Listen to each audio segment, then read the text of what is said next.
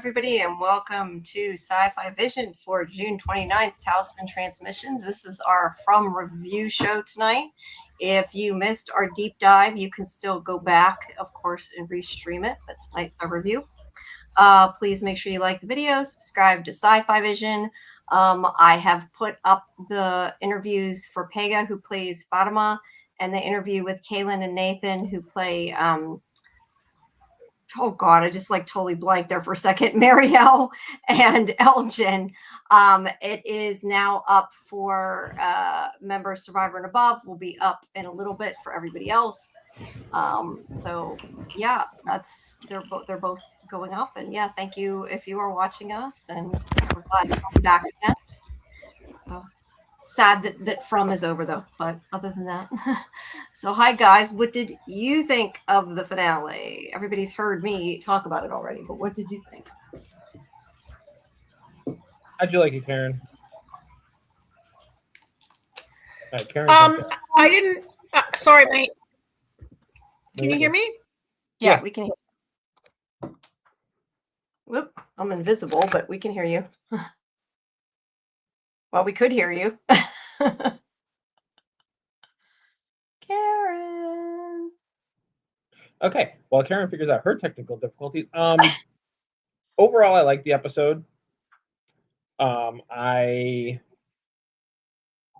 do have a couple gripes, which I've been griping about for a couple weeks now. So we'll get there. But like I said, most part, I like the episode. I do feel like though season 5 is going to take over the place of a couple days, like maybe 2 or 3 days. Going to be the finale. Like the final season is going to be 2 or 3 days. Right. What about you, Karen? Now that you've appeared, what did you? Sorry, I was having a little internet trouble. I didn't hear whether you guys liked it or not. I'm assuming you did, right? Yeah. Yeah, I said I have gripes, but overall I liked it. Now she can't hear us. Yeah. Did you give her your technical difficulties? No, I can hear you. I don't know what's going on with my computer these last couple of weeks. Yeah, so I watched it twice, and as you know, the first time I watched it, I thought it was good, but not great. There were parts of it that I really liked, but the first time I watched it, I thought parts of it were kind of boring. I probably am going to get roasted by the chat right now, but I thought it was kind of meh. Part of it, I thought it was 2/3 good and 1/3 boring. And then I just rewatched it, and I did enjoy it. I think it was pretty good. I do have some frustrations like you do, and I'm interested for us to review it maybe a little more in depth over the course of the next 2 hours. Yeah. I will say I'm really glad that I stayed away. I watched this. I didn't even come to the watch party or engage in any chat at all about this episode. I really protected myself from theories and speculation and from leaks that were out there on the internet and stuff. And I'm glad that I watched this kind of in a vacuum and was able to just appreciate it unpolluted by leaks and things like that. Neo, hold on real quick. Neo says, AJ, you said Story Walker on Away Riot. I did say that, but I was okay that we didn't get the story walking because I feel like we're going to get it tenfold in the final season. Fair. I was going to say that's my main negative is that there was no story walking. I really liked it. I feel like the story really moved forward, and it's really moving into, where it's headed into its end game. It actually surprising to me, this episode was very divisive because not everybody did like it. I was surprised how many people did not like it and kind of felt like you did, like part of it was boring.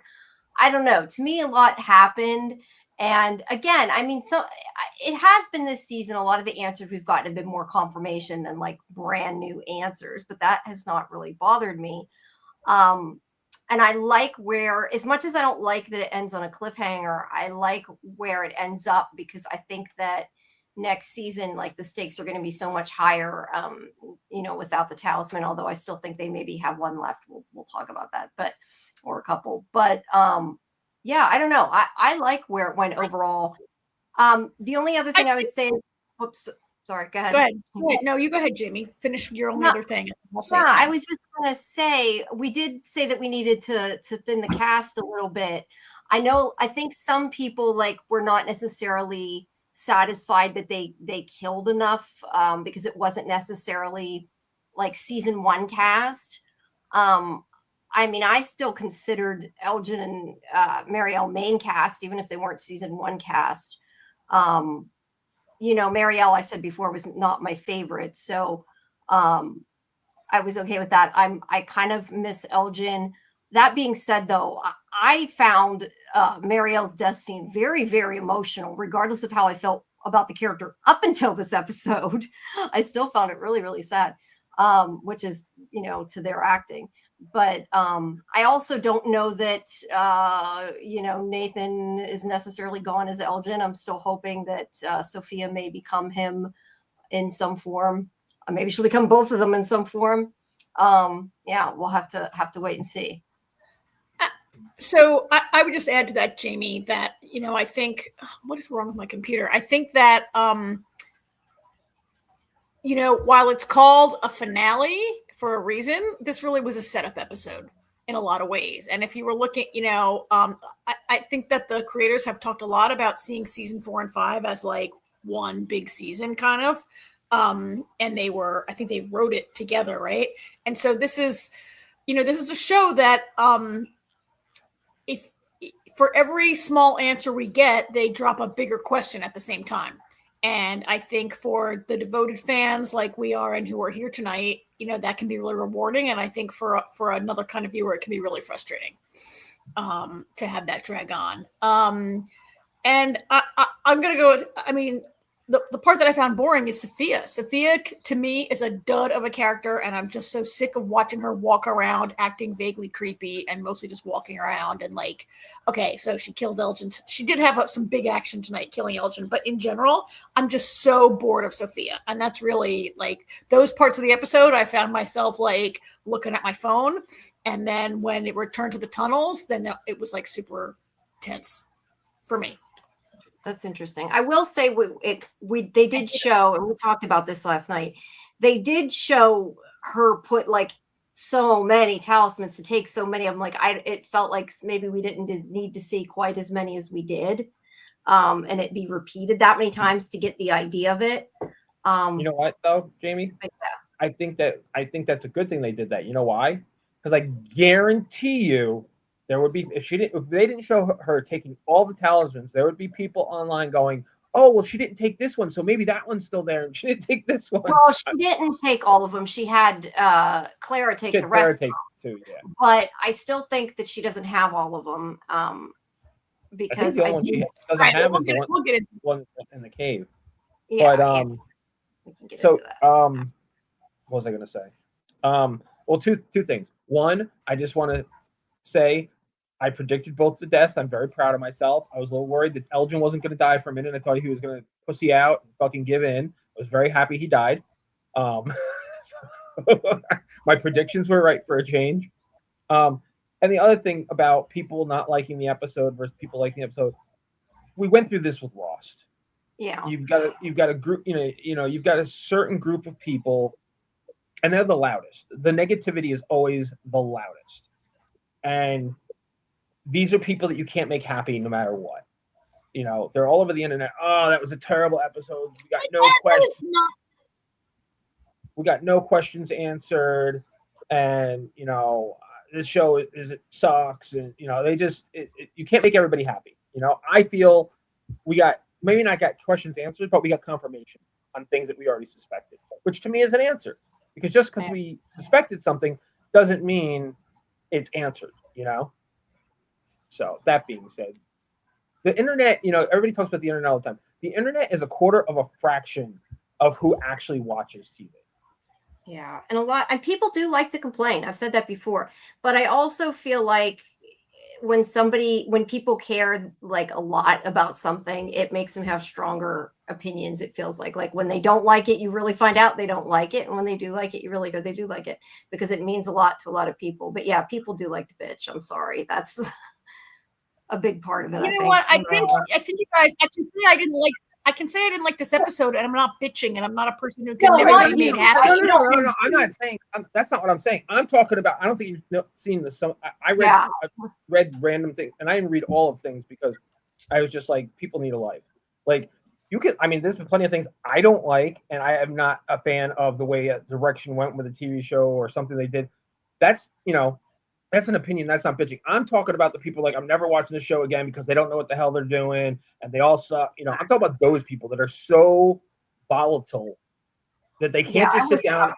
They can't sit down and just enjoy the TV show for what it is. Because guess what? At the end of the day, this is the story of the three J's are telling, and we're just along for the ride to enjoy it or not enjoy it. I've always said if you feel so strongly about something that's that bad, stop watching it. I know I have with shows. Yeah, I know there's shows we've covered that, like, at some point I was like, I'm done. Walking Dead. Some of us quit watching it. There's so much. There's too much TV and movies out there now because of streaming and everything. There's too much that if I find something distasteful, I'm not going to waste my time anymore. If I don't like it because I can find something else, I've done it with a bunch of stuff. Being Human, Walking Dead, Mayfair Witches, Yeah. So I do wonder though if people, the ones that are complaining so much, I feel like if they go back and watch the season as a whole, they may feel a little differently. I mean, I could be wrong, but I think I'll say this. I'll say this, and we should probably get into the review. Yeah. Watching something week to week and binging it is two completely different experiences. We all watched Lost week to week, and I told you about the article I read today where somebody was like, "Oh, Nikki and Paolo," and they were all binge people that were like, they weren't that bad. And honestly, in my first rewatch of Lost ever, I was like, I didn't mind Nikki and Paolo as much because they really weren't around that long, but because we had it stretched over a whole season or half a season. Yeah. Yeah, for sure. It does make a difference. That's for sure.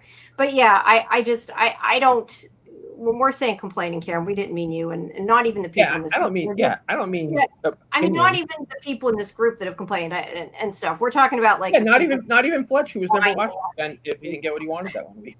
Or at least that's what I'm talking about. I'm talking about the people that I see all over Facebook whining and saying it's the worst show ever and all those kind of things that are just a little bit much. But anyway, let's see. Rusili said, I was disappointed by season 4, and that does not make me feel confident about season 5. And I'm the type of fan who was analyzing every single detail in the first 3 seasons. I did not feel the same way with season 4. Well, that's fair. No, I mean, not everybody is going to love it.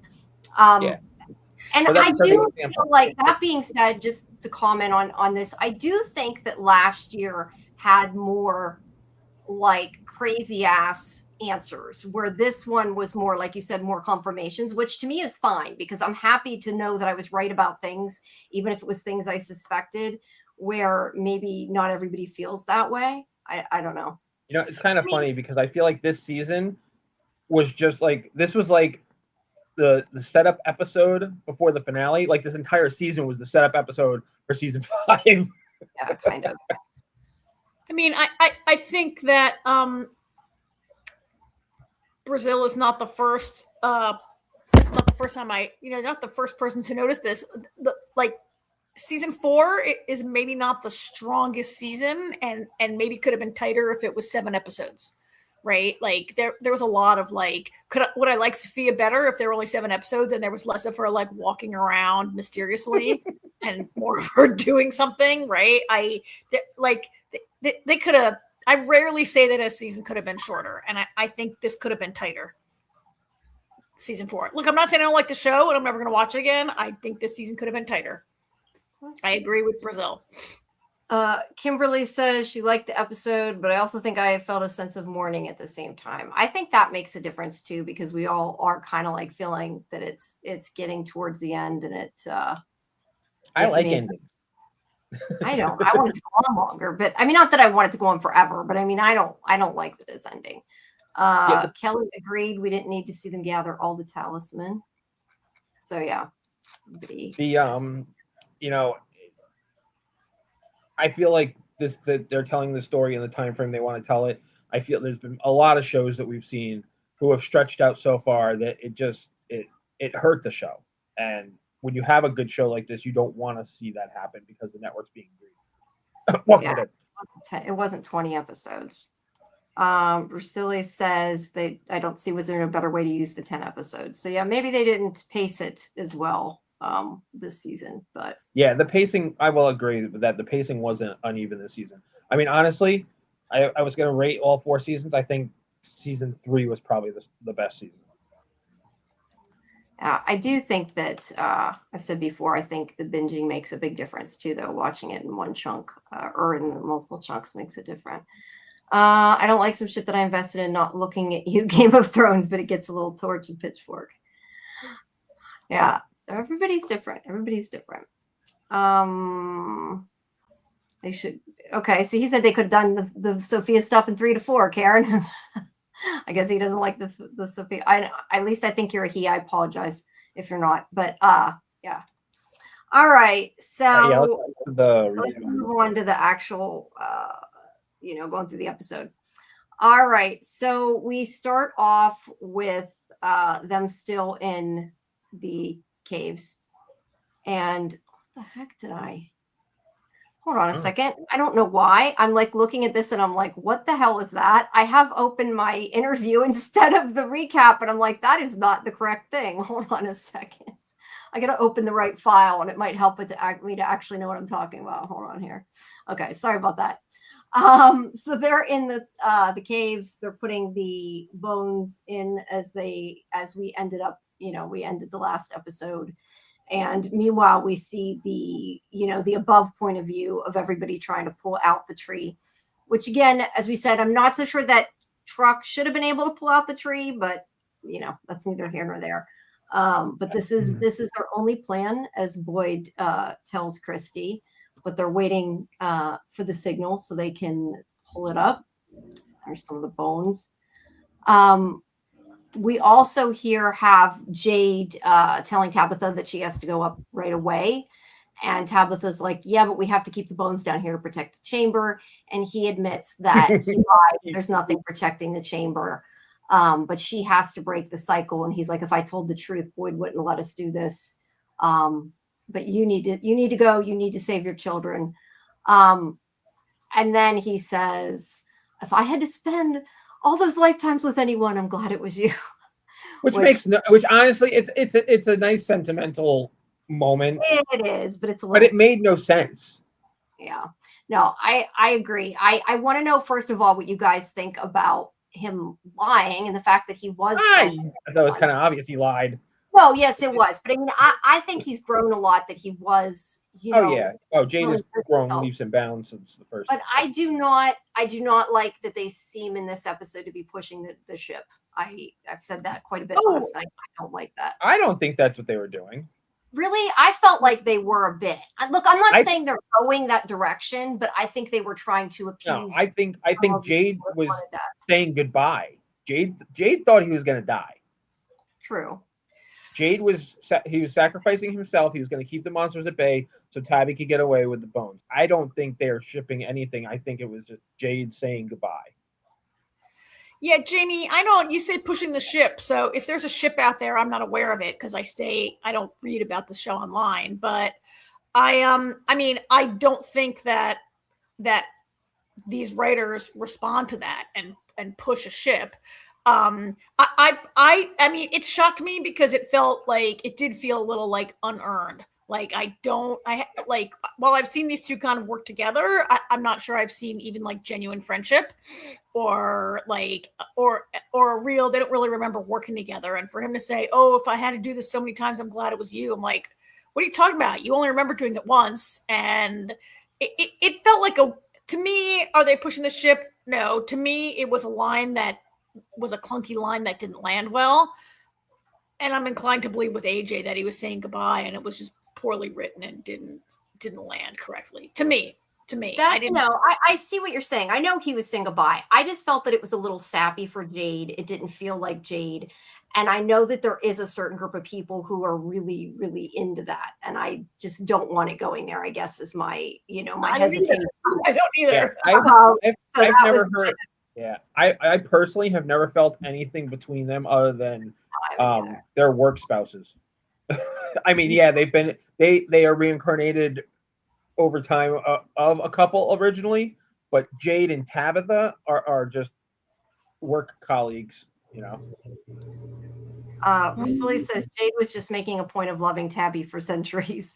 Yeah. I guess that's the problem. Like, look, we do know that it seemed that Miranda and Tabitha were most likely a couple. That's fine. But the way that I guess the way I'm looking at it is we're supposed to believe when they have these memories that they have emotions attached to them. Like Tabitha we're supposed to believe that Tabitha to some extent feels like Victor is her son, right? I'm not saying she 100% does. I'm saying that's what they're, I think, trying to convey, that she feels something for him because of this past that happened. So I feel like when they say things like that, they're trying to say, oh, Jade feels something for her because, Christopher did or because whoever did. So yeah, maybe it's just that it didn't work. And I'm I think you're going too deep into it because they don't actually remember each other. They remember things. They remember things of their own past, but they don't actually. Neither have had a memory from the beginning yet. It's a point though. It doesn't mean it was genuine, just expressing memories. That's a good way to look at it. I can take it that way. I can accept it if that's the case. If he didn't say that to Tabby though, would you have thought he was right with the earthquakes? I mean, I didn't expect the earthquakes to come, so yeah. I was all right. So anyway, yeah. All right. I want to bring up. We have a couple more. Just me says it's cheesy, but I love that line, but I don't really think it fit because they didn't have bonding scenes, and he shouldn't have lied to her. Boyd, I understand, but Tabitha should have known the truth. That could have happened after the fact. I kind of feel though like Tabby might have refused to go if he had told the truth though. Just that's what I think might have happened. So I don't know. Captain Shriver said the season finale is fantastic, but I think season 5, episode 1 is going to be even better due to the fact that when night comes, they're all in trouble. Nobody's safe. I do think that it will make it higher stakes, which I appreciate. Let's see. Yeah, right, I don't know. We can bring up comments as they. Yeah. All right. So yeah. That's what that scene's about. And then up above, they start to move it with the truck and pull the tree out. And they know that they do have to be really fast because as soon as it starts to come out, it's no longer a room. As Donna said, it's like opening the window. I do like the way that Donna explained it because it helped to kind of get that explanation.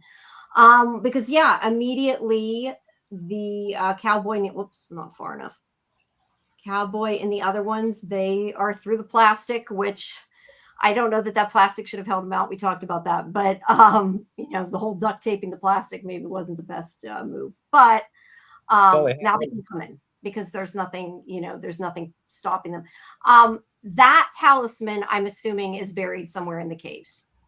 Well, that's what I was wondering. I don't remember seeing either of them grab it, so it's probably in the cave. As far as I know, they did not grab it. And I don't see how they could have because it would have been where they're standing. The same reason they did not go out the same exit because they are there in the way. And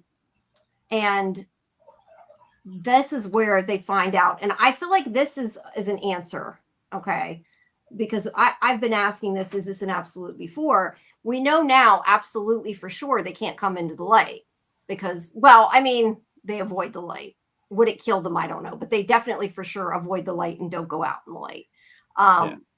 So we know that, that was just something we all assumed before. Now, but Jamie, do you have a picture of the roots of the tree as they're pulling it out by any chance? There, does that help? Or you mean on the other side? It's more of the that's more of the after fact. Let me put it to you this way: bullshit. Okay, bullshit. Somebody should have been like, hey.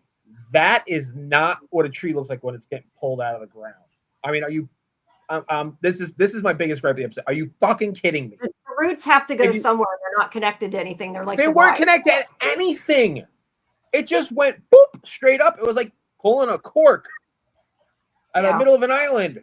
Well, that's the way Jade described it. This is our glowing cave. There you go. Here's our glowing fucking cave. Like, that was ridiculous. That part I would 100%. Like the tree just like when they were pulling it out and I see the roots moving, I'm like, it's not connected to anything. How is it even still standing on its own if it's not connected? Like, that is not how a tree fucking works.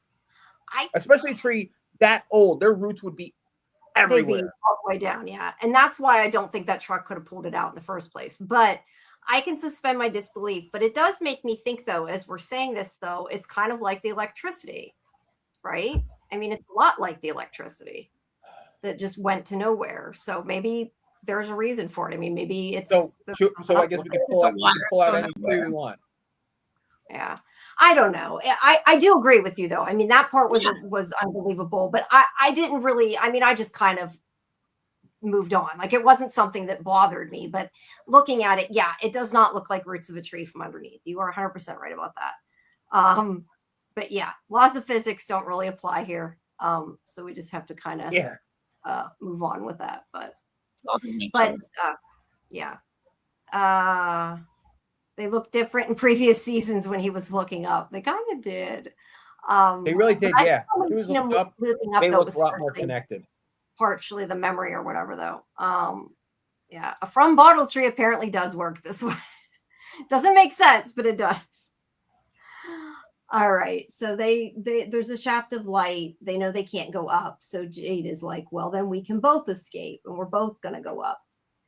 And they go up the ladder. And look, we knew what was going to happen with the ladder. I don't know how to say that, but Metaxox makes a good point. It is rotted. I still think there would have been more roots, but I'm sure, and that, not only that, I don't remember the tree looking that decrepit originally.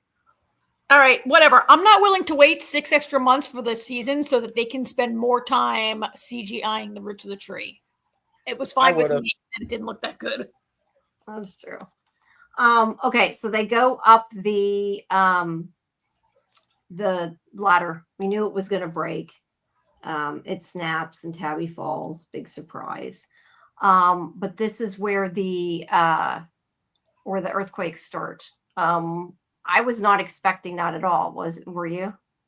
No, that was surprising. I had no reason to expect an earthquake or an eclipse 30 seconds after the tree got pulled out. All right, that's fair. So what do you think? Yeah, what do you think of the earthquake? What do you guys think it was? What caused it? I think pulling the fucking tree out was a bad idea. That's what I think. I think maybe they should have listened. The tree out was a bad idea, but you think pulling the tree out was an earthquake? Yes. Initially, I thought maybe it was the kids banging their fists, going, "Why did you pull out the tree?" or something. I don't know. I mean, the boy in white, he did say, like, the tree's important. Don't pull out the tree. It would be helpful if he could be more communicative and give more information. But I guess then we wouldn't have a show, right? But I mean, if it was that important, like, he didn't really. Boy in white is a master of understatement, but he did say, "Don't pull it out," right? I didn't expect to see it, Jamie. I thought it was pretty cool. I enjoyed this part of, this whole part of the episode was pretty good. Everything okay, except for how the tree looked. I liked almost everything about this part of the story this week. But no, I wasn't expecting, and I wasn't expecting the earthquake, and I for damn sure wasn't expecting what happens later when red lightning shoots out of the hole. Yeah. I was interested in you guys saying that, though, because I think most people, like myself, think that there's a good chance the boy in white caused the earthquake. I don't think the earthquake was a result of the tree. I don't think that was a bad thing. The earthquake saved them. It happened every time they were about ready to die. It knocked the monsters away. You didn't feel like that? I don't think the boy in white has that much power. If he did, what the hell is he doing just walking around telling Victor to stop doing things? Yeah, I don't know. I think there's certain rules they have to follow. But I think it was either the boy in white or possibly the children. But it seemed to me that every time the monster was going to get to them, there was an earthquake. Like, it was too opportune to me to not have some connection. So, Jamie, I noticed that. I felt the same way. Like, oh, here comes another, like, cave-in just in time to block the monsters. I thought that was just, like, convenient TV writing. I didn't really think the boy in white. The boy in white, I gotta agree with AJ. Like, he's done nothing for 4 seasons, and then all of a sudden he's gonna unleash these incredible earthquake-causing powers in the season 4. This episode, that to me is a little further than I'm willing to believe right now. Do I feel like there could be larger forces at work than like just the boy in white created it or Sophia created it? Like, I think there's like more, I'm going to call it magic for lack of a better word right now, but there's more like magical environment here than I think just the two of them. If like I had to, if I had to pick, yeah, no, I agree, Karen. And if I had to pick, I don't think the man in white or the man in yellow is the big bad. I think he's got a boss. I think if somebody had to have done it specifically, I would put my money on the kids rather than the boy in white. Just sometimes felt to me in this episode, and we talked a lot about this yesterday, and I don't want to go too deep into it, but like moves were made, and I know it does connect it a lot to like what we've seen with Lost, which is part of the issue. Because it seemed to me that it's like, okay, there's the earthquake, and then there's like the red lightning's a retaliation, like that kind of thing. Like they're each, because they're both breaking the rules. That's kind of what I think at the end sort of decided on. But who knows? Could be completely wrong. But I just felt that it was too convenient the way it saved them each time. It was too coincidental. That's why I think it had to be all of it. Maze kind of says it, what I'm kind of thinking here. We knew the ladder wasn't going to work, so no, the bad luck of pulling the tree out saves them from imminent death twice in the caves. Not buying it. I agree with that. Boy in white said, do not pull the tree out. He said, okay, they pulled the tree out, so I have to make earthquakes to save them. Well, it could have been the kids. I suggested that's a possibility too, but I do think it was something that did it to save them. I don't think it was just an earthquake because the tree came out, is what I guess I'm getting at. It was a spider monster. Don't think it was the spider monster. In terms of,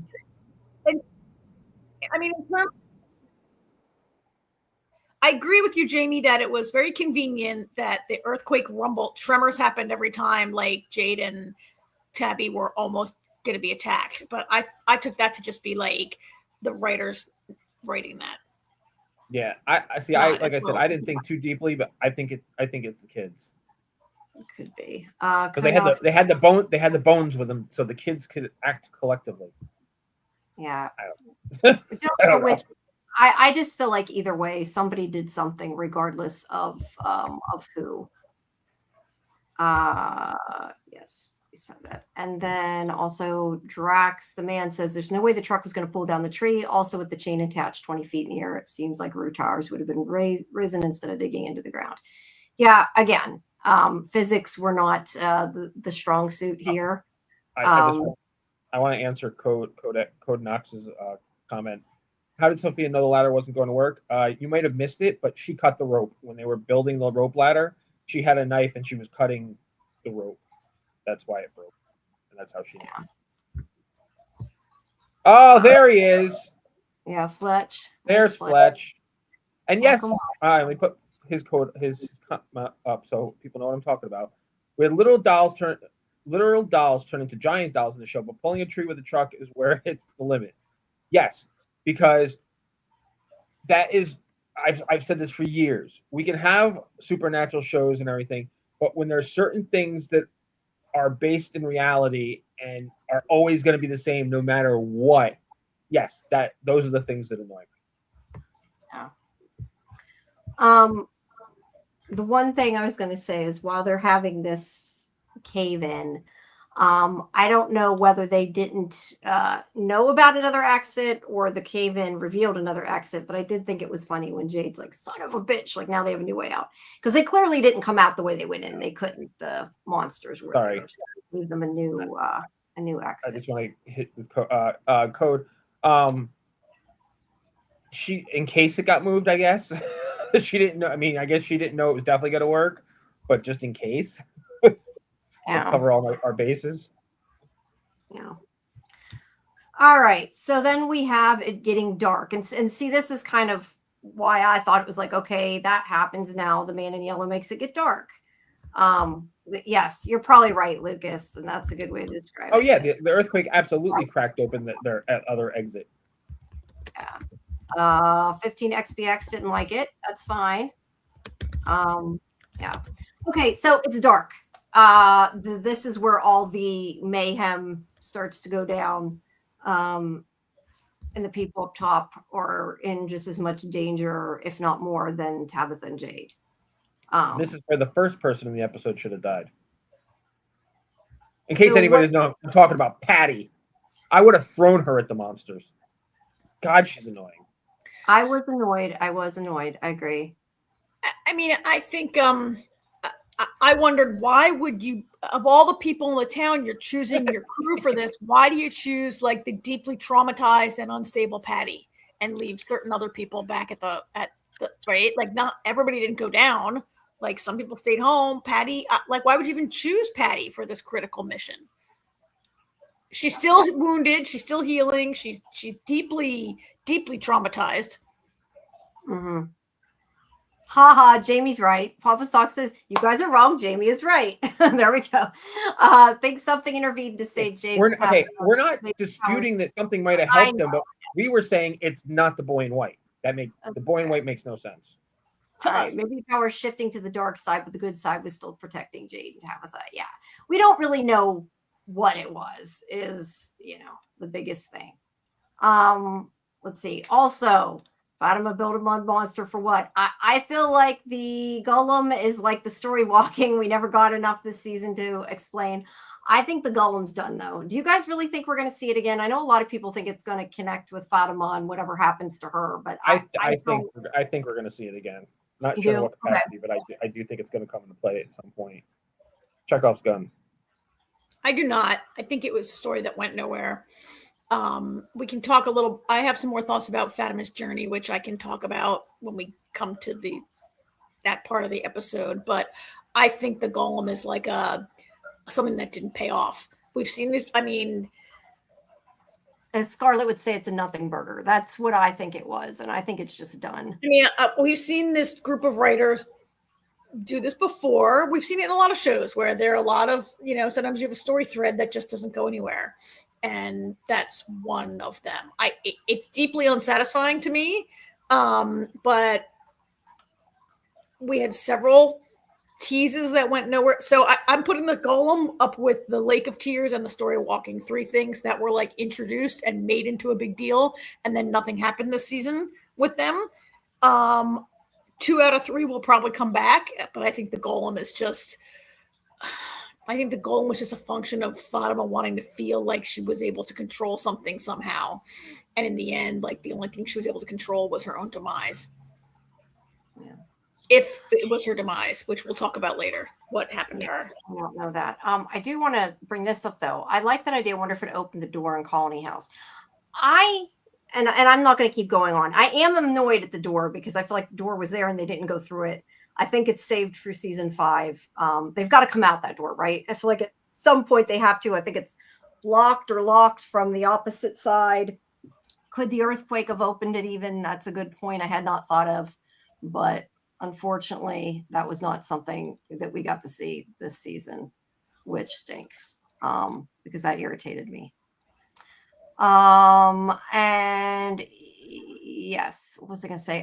May says, couldn't say I wouldn't be a Patty under those circumstances. Probably just throw myself down the hole. I liked Patty up until this episode, right? Like, I was so annoyed at her.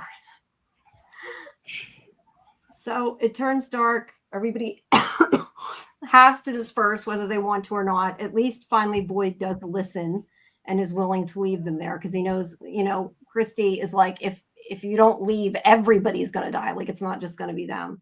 So while they're trying to figure out what to do, he does decide to leave. We have this little bit with Victor and Kenny at the earthquake where Victor's like, why did you not listen to me? And we're all like, why did you not listen to him? Right? Or at least I felt like I was like, they should have listened. Let's see. So she gets him to leave. He shoots some of the people, and then Patty decides to stand. I get Patty in this scene that she was just kind of in shock and didn't move. That part I didn't really blame her for. It was what happened later in the truck that was annoying as shit, right? Or at least I didn't. This part didn't bother me. I don't know. Did this part bother you? Because if you were that bothered by Patty, everything about Patty in this episode bothers when she starts like she's just. I get she's in shock, but I just like, and maybe I'll yell at Boyd too. Just throw her in the fucking van. Like, pick her ass up, toss her in, be like, listen, either get in the van or stay here and die. Pick one. I mean, Patty's not wrong that it's dark and we better get out of here, right? Like, Boyd was like, yeah, but she wasn't getting out of there. Sort of in shock, I think, right now. She wasn't moving. So they do manage to get in the truck. Whoops, why they're going down in the cave. I just want to put this though. 15 SBX 65 is asking why the monster started running at the truck because the monsters never run. That's not entirely true. We saw Smiley run. They don't normally run. It depends on what their motivation is at the moment. A lot of times it's just to be creepy and annoying. Yeah. It was funny though. I don't know, did they hit it or run over it? I wasn't sure. I was hoping they ran over it because it made it more funny. But yeah, Patty was I guess Alyssa was more annoyed inside the van. So I agree. May said, look at the impact she had on people. She deserves a pat in the back for acting. I do think she acted this scene well. I do not think it was the actress. It was. Oh yeah, no. The annoying. The actress did a great job of making Patty annoying. I like really wish Boyd would have slapped her in the face. I know he can't do that and they wouldn't have done that. But if it was me, I would have wanted to be like, get out if you're going to act like that and cause us to get hurt, Yes, it was sort of strange humor. I feel like that. So yeah. Whoops. Tabitha told, did you do that or did I do that? I didn't do anything. Okay. I didn't do anything. We trying to take off. I think when you tried to I tapped something else. Okay. Tap the other one. I see. So she does try to kill herself though in this scene. She's kind of had it, and that's how the window ends up blown out. And it's like, now you ruined the safety of the truck. Thanks for that. So yeah. And I believe it was Dave last night though, pointed out that I think she was this was going on in counterpoint to Acosta to show kind of her reaction to it maybe. Yeah, I don't know that we needed it, but it makes sense. What just happened? Wait, hold on. My monitor just went wiggy there for a second. Sorry. All right. So then back in the clinic here, we have Marielle and Fatima. Fatima thinks she's being too calm, and she, asks her about it. She's like, "Oh, I'm not calm. You can't run outside." Because Fatima still immediately is like ready to run outside. So she doesn't listen to anything Marielle says. But she does have a point that nobody will tell her what's wrong. And, because she says something like, in your condition, right, that she shouldn't be going out. So she never does find out either. That's the one thing I was noticing is that she never even finds out, because that's whenever she, sees Smiley.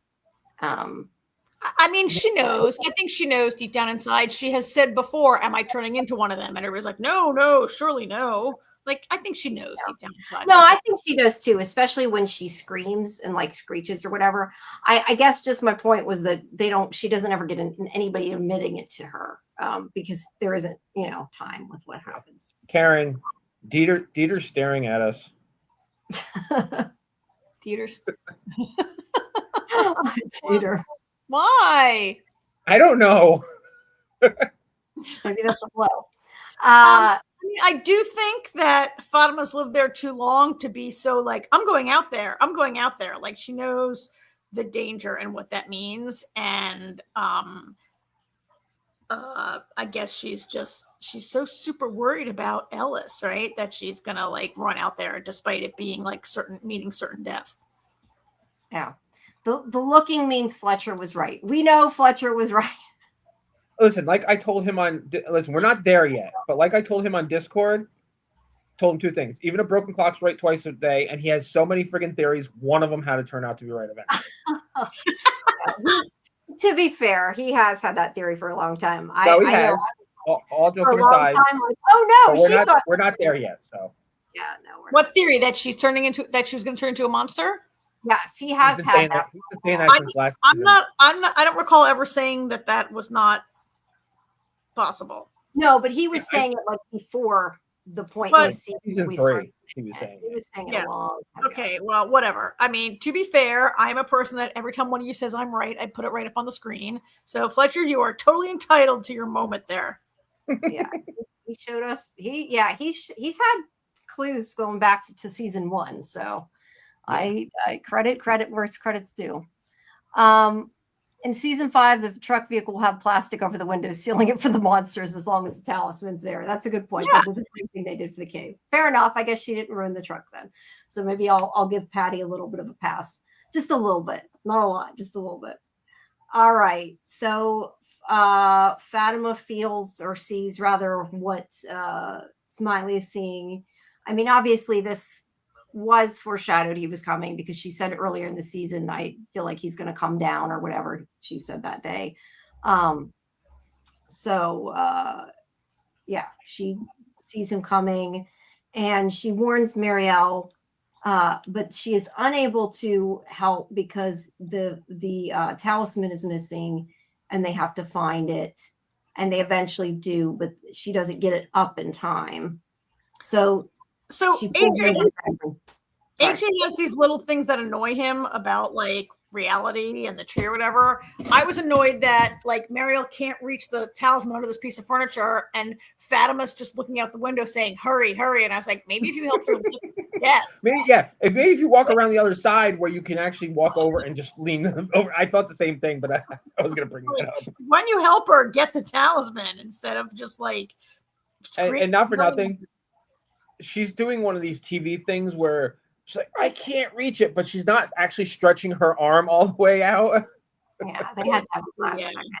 Yeah.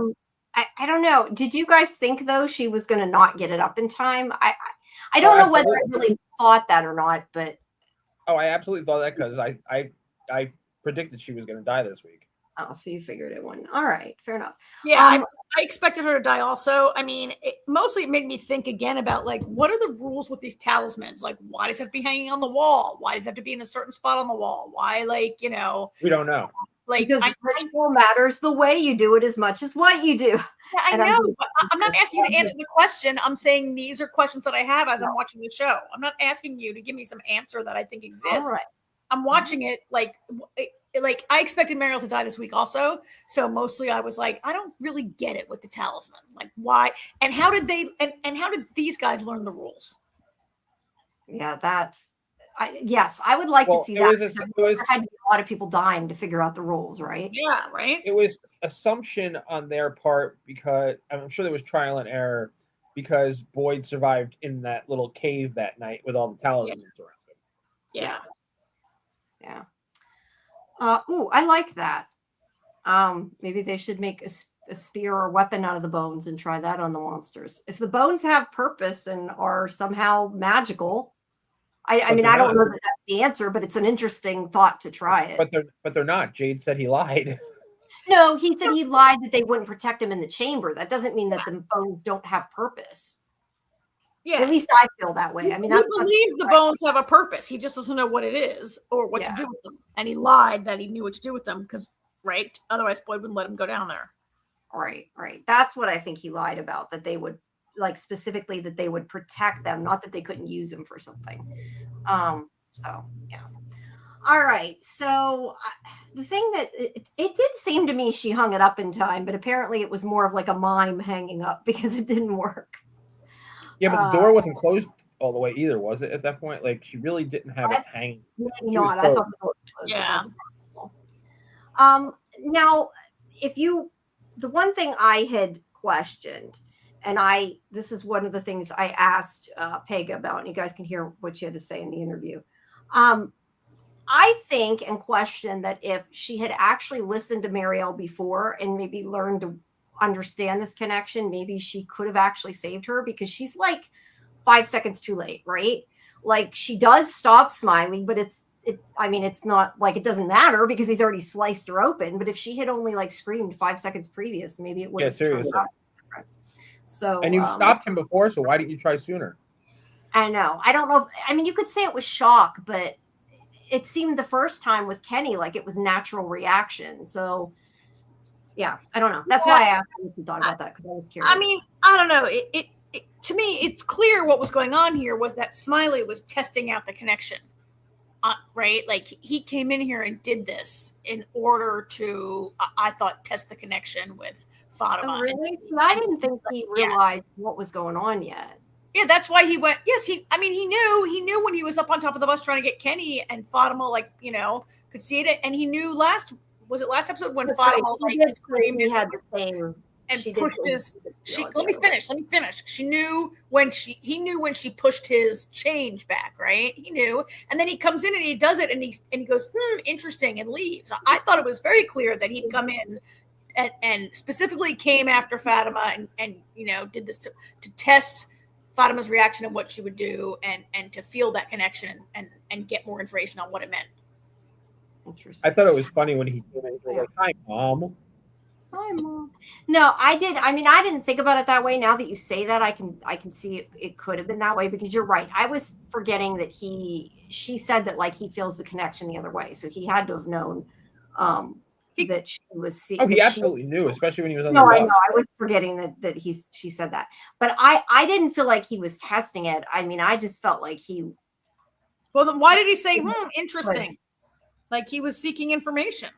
Well, no, I definitely thought he thought it was interesting, but I didn't know that he like did it specifically to figure it out, I guess is what I'm saying. Like I didn't see it that way, but now that you say that, it makes sense. So anyway, my point is she should have screamed sooner. I feel like she could have screamed sooner and like hesitated is how I took it. But either way, it doesn't matter because poor Marielle there has already been sliced across stomach. But yes, he does say mother, which is funny. So yeah, she's a goner. Then Fatima screams completely like a banshee or whatever, like a monster, which she did not do last time.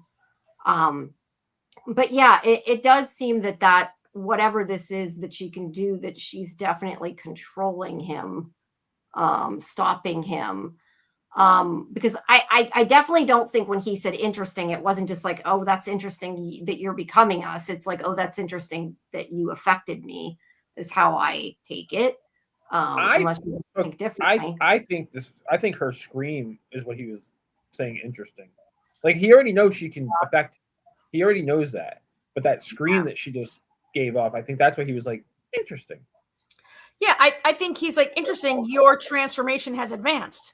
And which I think is like I think that's why Man in Yellow / Sophia had her like gave her the blood. Like I think drinking Sophia's blood accelerated the transformation or was a catalyst for that transformation. Yes, right? I think you're right. I think it accelerated it.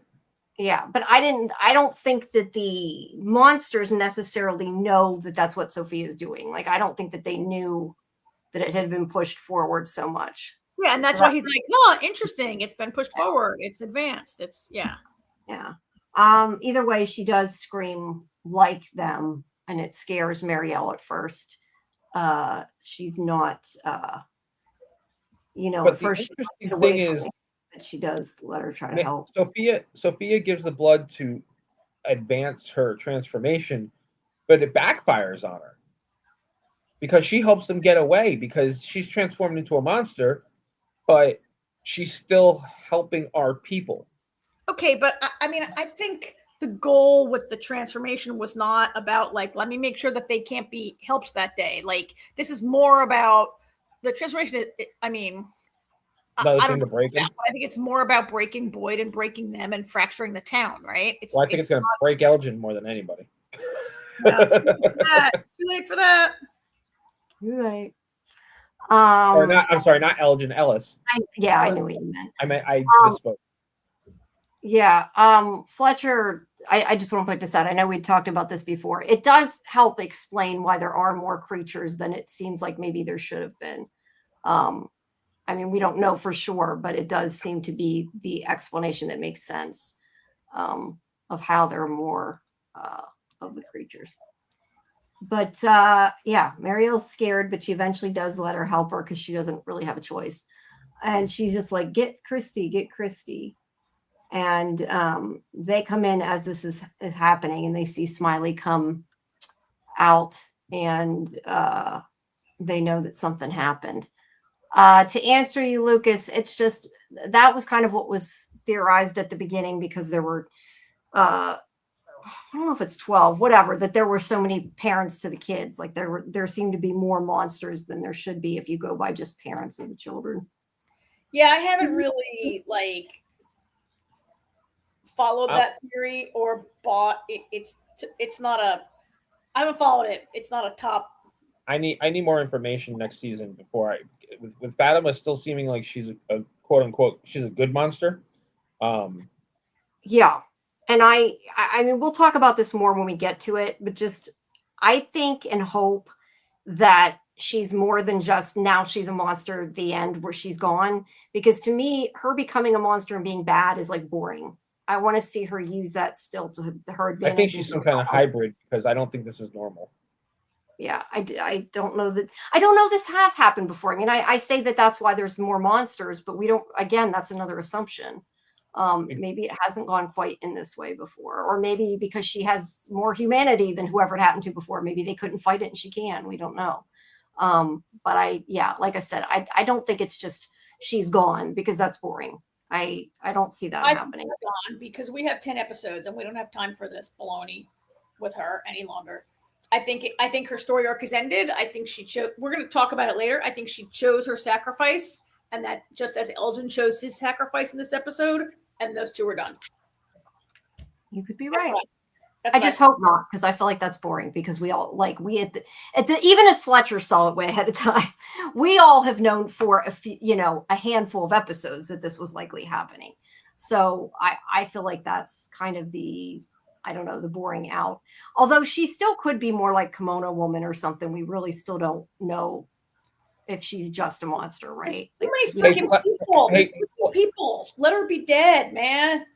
Sorry, Fletch, go get a calculator, because 8 times 2 is not 14. Yes, you're right. 8 times 2 isn't 14. And I'm not telling you the answer. Figure it out. All right. Right along. Yeah. Like I said, I think this whole scene was really heartbreaking, even if I didn't love Marielle. The two of them acted their asses off in these scenes. I think it's maybe even especially Chloe, but really they both did. They did, yeah. I'm a person who last week said I thought, we predicted Marielle would die, and I said I wouldn't really mind. Her character wasn't do anything, and nobody listens to her.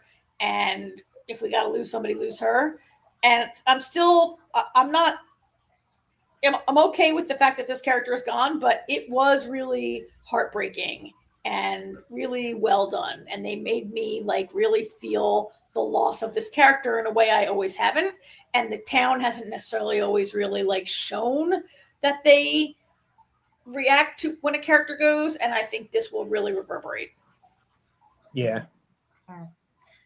It was done very well. All right. So then we have this storyline here. Oops, I lost my recap.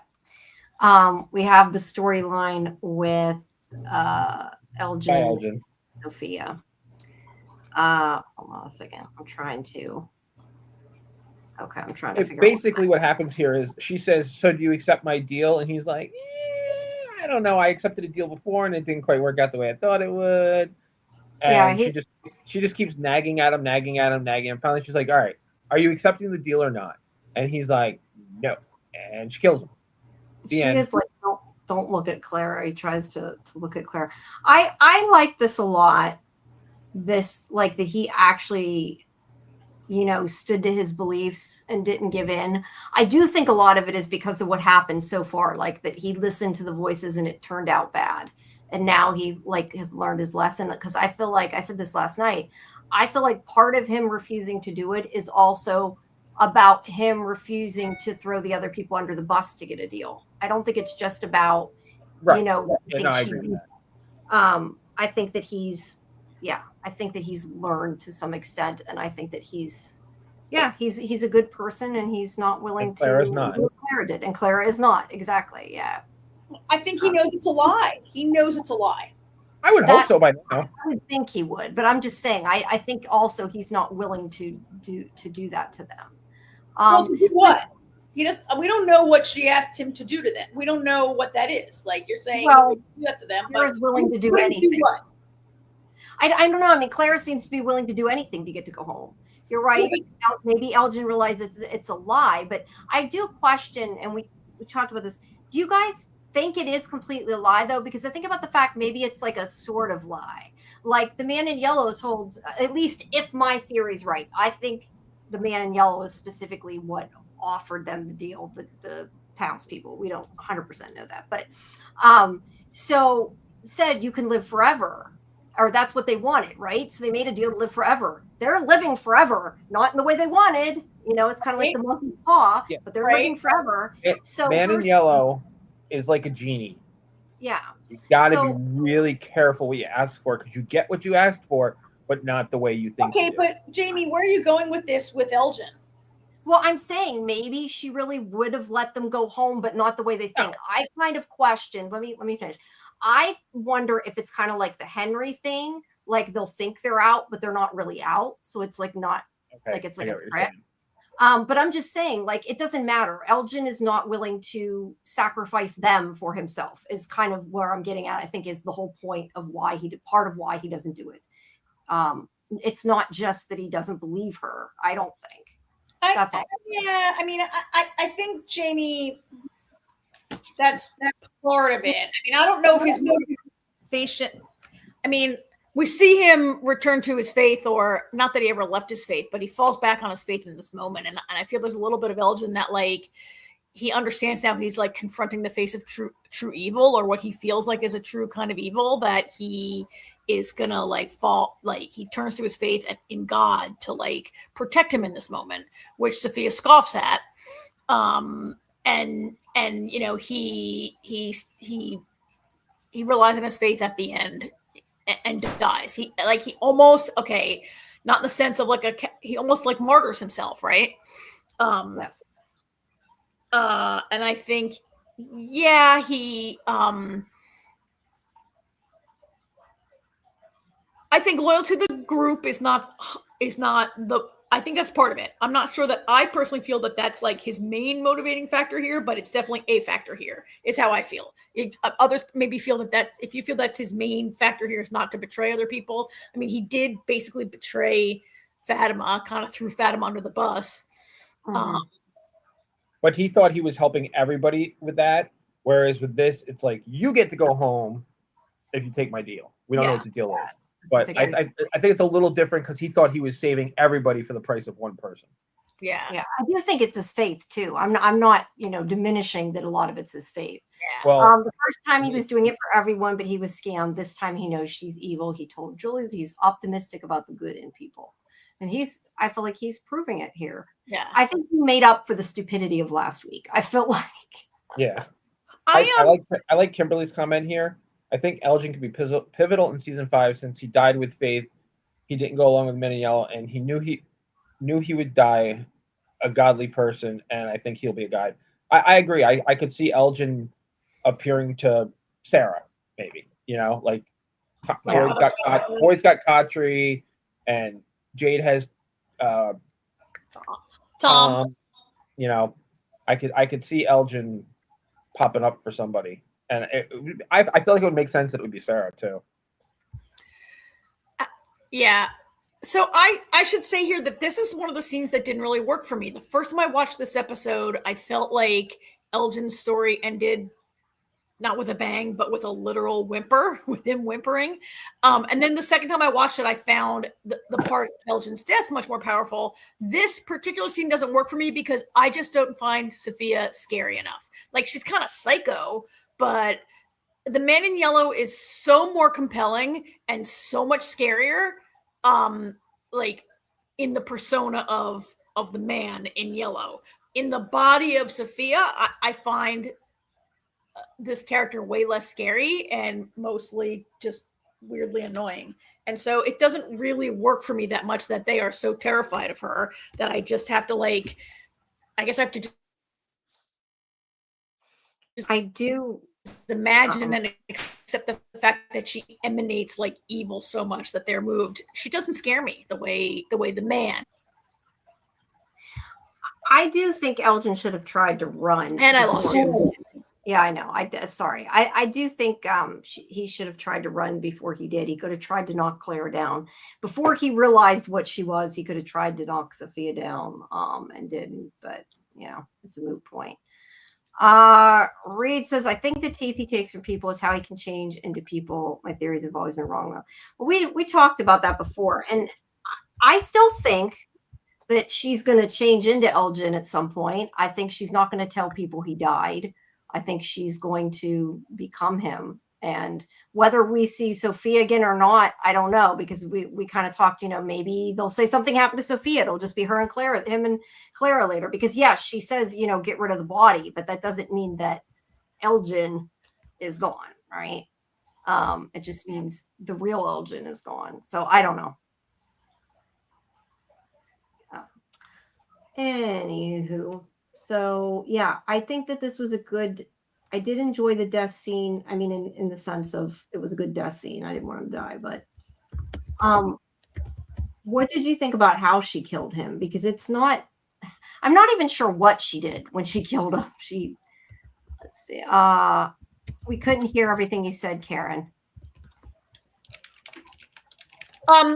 I was trying to say that I felt that this scene didn't really work for me that much up until the part where she kills Elgin. But when she's talking to Elgin, and saying, "Don't look at her, look at me," and blah blah, it didn't really work for me because I just don't find Sophia that scary. Like this character in the body of the man in yellow is so much scarier and so much more like charismatic. And in the body of Sophia, I just find this character more annoying than scary.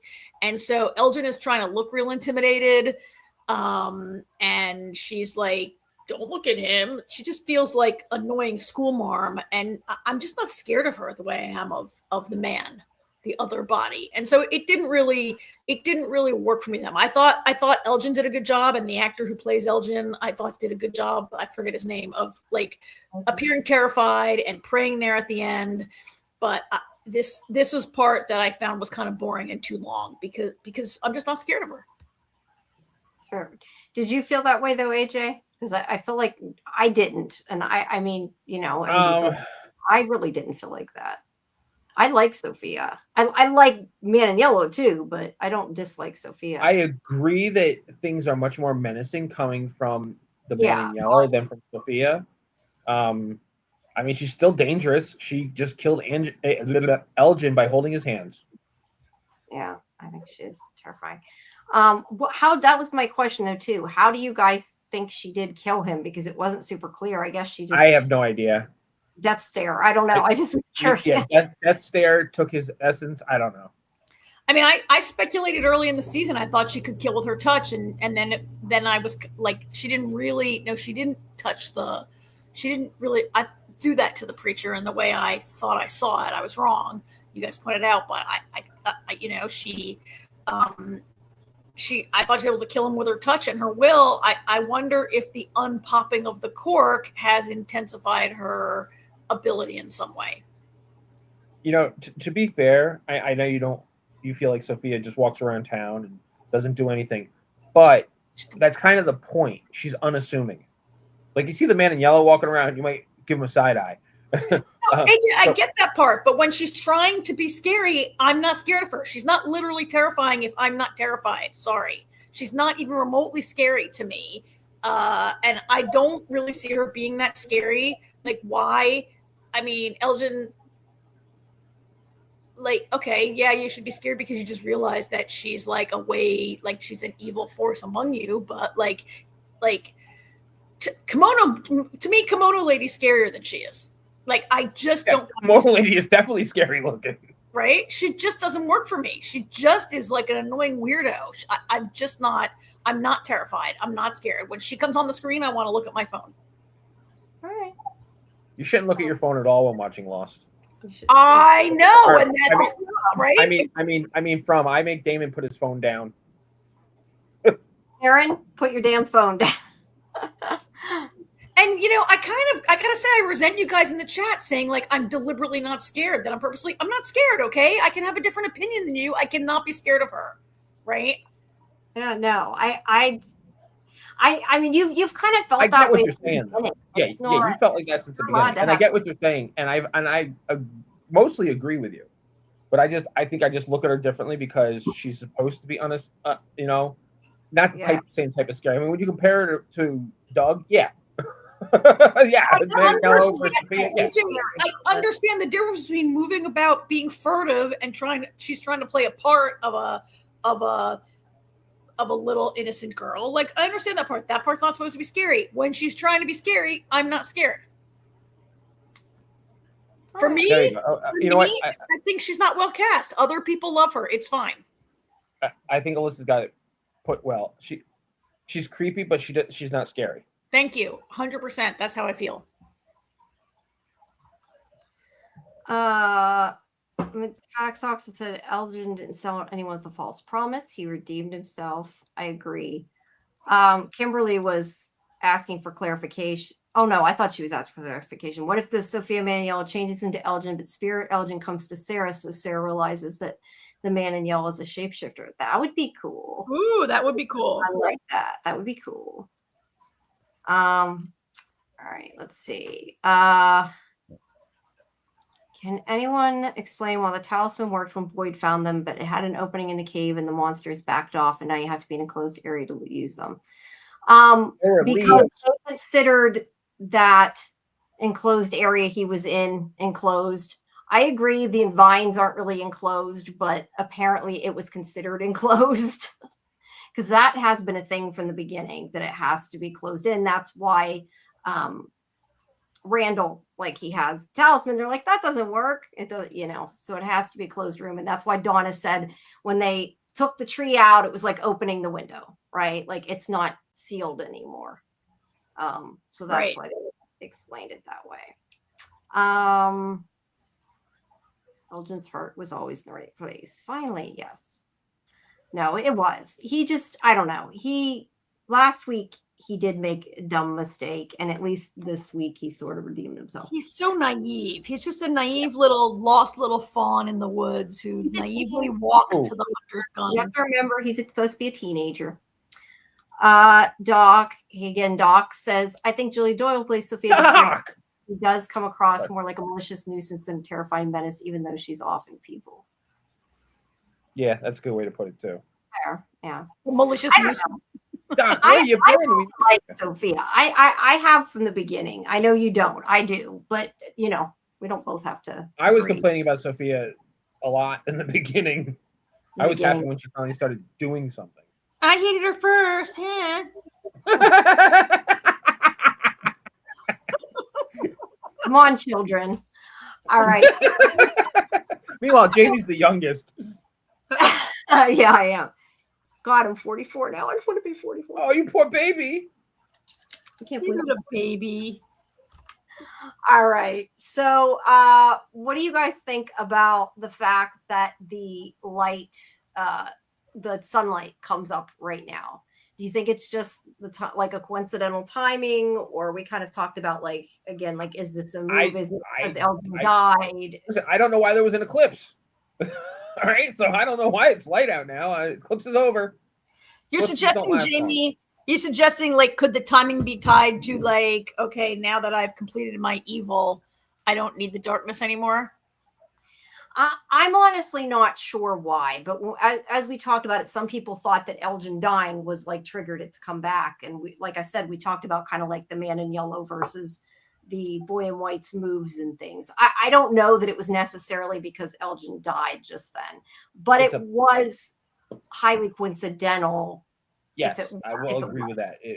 Whether it's connected or not, I do agree that Elgin's death did seem to bring the light back on. What is it, a coincidence? Is it mean something? I don't know. But I also think what they set out to do is done too, right? They scared the shit out of him with the monsters and they killed a couple people. It's like any other night. Now it's whatever comes next. Yeah, I did think that the monsters appeared to be surprised that an earthquake was happening, right? Like the monster creatures in the cave seemed to be kind of taken by surprise by the earthquake. We don't know, if they were surprised by the eclipse or they just were taking advantage of it. I don't know, but you're right, Jamie. The timing is very convenient. I don't know if it was meant to be that way or it's the confines of an hour or night, whatever, how many minutes this was. They only had so much time to like put it all in, right? Because the pacing was so bad, it had to all happen in one episode. Yeah, I like this, the attack socks. I don't know if I'm saying that right. It says the way Sophia killed Elgin, she was absorbing his soul. That actually kind of makes sense. That's why I said I'm like not sure exactly what she did, but that actually makes sense in a way. Like that's why I said death stare. I didn't know how else to explain what she did, but that's Although if she were to absorb, I mean, I like that interpretation a lot, but if you subscribe to the theory that dead people's souls are trapped in Fromville, and like Jim's the poltergeist because his soul is there, and Katri's soul is there, and all, then Sophia absorbing his soul would be a really sad ending for Elgin, worse than everybody else, right? Yeah, that's true. I like what Doc said here. This season's also the first season we see from the villain's POV, and I feel like that detracts from the scare factor, which I think he's right. Yeah. He also said that he thinks the man in yellow should have been revealed by the season finale. Should have been revealed by the. Okay. You mean that the man in yellow is there? Yeah, I kind of wish they hadn't like right away said Sophia was there. I would have preferred that to be something that was held out and that Sophia shows up and you have to notice her acting creepy and figure it out. Yeah, I think that could have been better. I mean, I guess it depends how it played out, but that's an interesting comment, Doc. And I think that's the first. Is it Doc? Whoever said this Doc is the first season we've had from the villain's POV. It's true. We see so much of what Sophia's doing, and I my list of things that. I wish somebody would have figured out who Sophia was or at least had an inkling. Okay, so they did. Yes, Elgin figured it out. Elgin, he didn't really. I mean, he kind of figured. He's like, this picture looks like you. Like, he.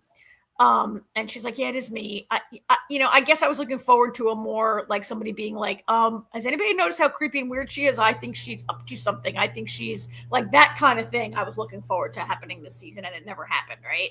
And so now maybe it'll happen next season. I would be kind of bummed if Spirit Elgin comes to Sarah and says, hey, by the way, Sophia's the man in yellow. She's evil. Watch out for her. Like that. I don't think it's going to happen like that. Good, because that would rob us from being able to see a character do something smart and figure it out, right? Yeah, that I don't think is going to happen because of that. Yeah. Good. I could see, though, Elgin coming to Sarah and her figuring it out and realizing it's not really him. That could happen. That's more like what you're saying, but also in a way that it would. Like if she takes Elgin's body and like walks around and pretends she's Elgin, and Sarah would figure it out. Yeah, because there's no relationship as close as torturer and torturee. She would know right away. Yeah, I could see that. Like that would be interesting. Yeah. All right. So Elgin has his death. Poor Elgin. Poor Elgin. And make sure you guys, if you haven't, that you watch the interview with the ones who played Marielle and Elgin. Good to hear them talk about their death scenes. So she tells Clara, get rid of the body. This was a hilarious scene. This was hilarious. She says, get rid of the body. And Clara says, how do I do that? And Sophia goes, not my problem. Figure it out, girl. Figure it out. And this is where she first takes the talisman that we see, which unfortunately was spoiled in an official photo from the official. Really?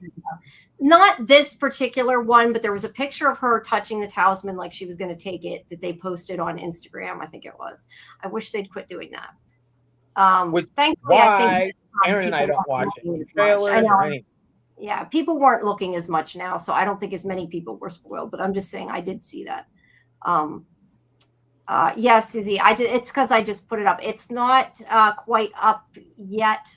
Right now, it's up if you are a Survivor member or above. You can watch it. Otherwise, it'll be up before midnight. So you may not see it yet. I'm not sure. I don't know which membership level you are. I'd have to look. Maybe in the next season he takes Elgin form and someone finds the body. Well, that's Could why be why she said. Could be why she said to to get rid of it. Yeah. Yeah. Whether she does a good job getting rid of it, we don't know. I mean, he's not a small man for her to have to drag. And I mean, what's she gonna, yeah. And this is where Scarlett starts saying she's going to make Elgin burgers. She better not.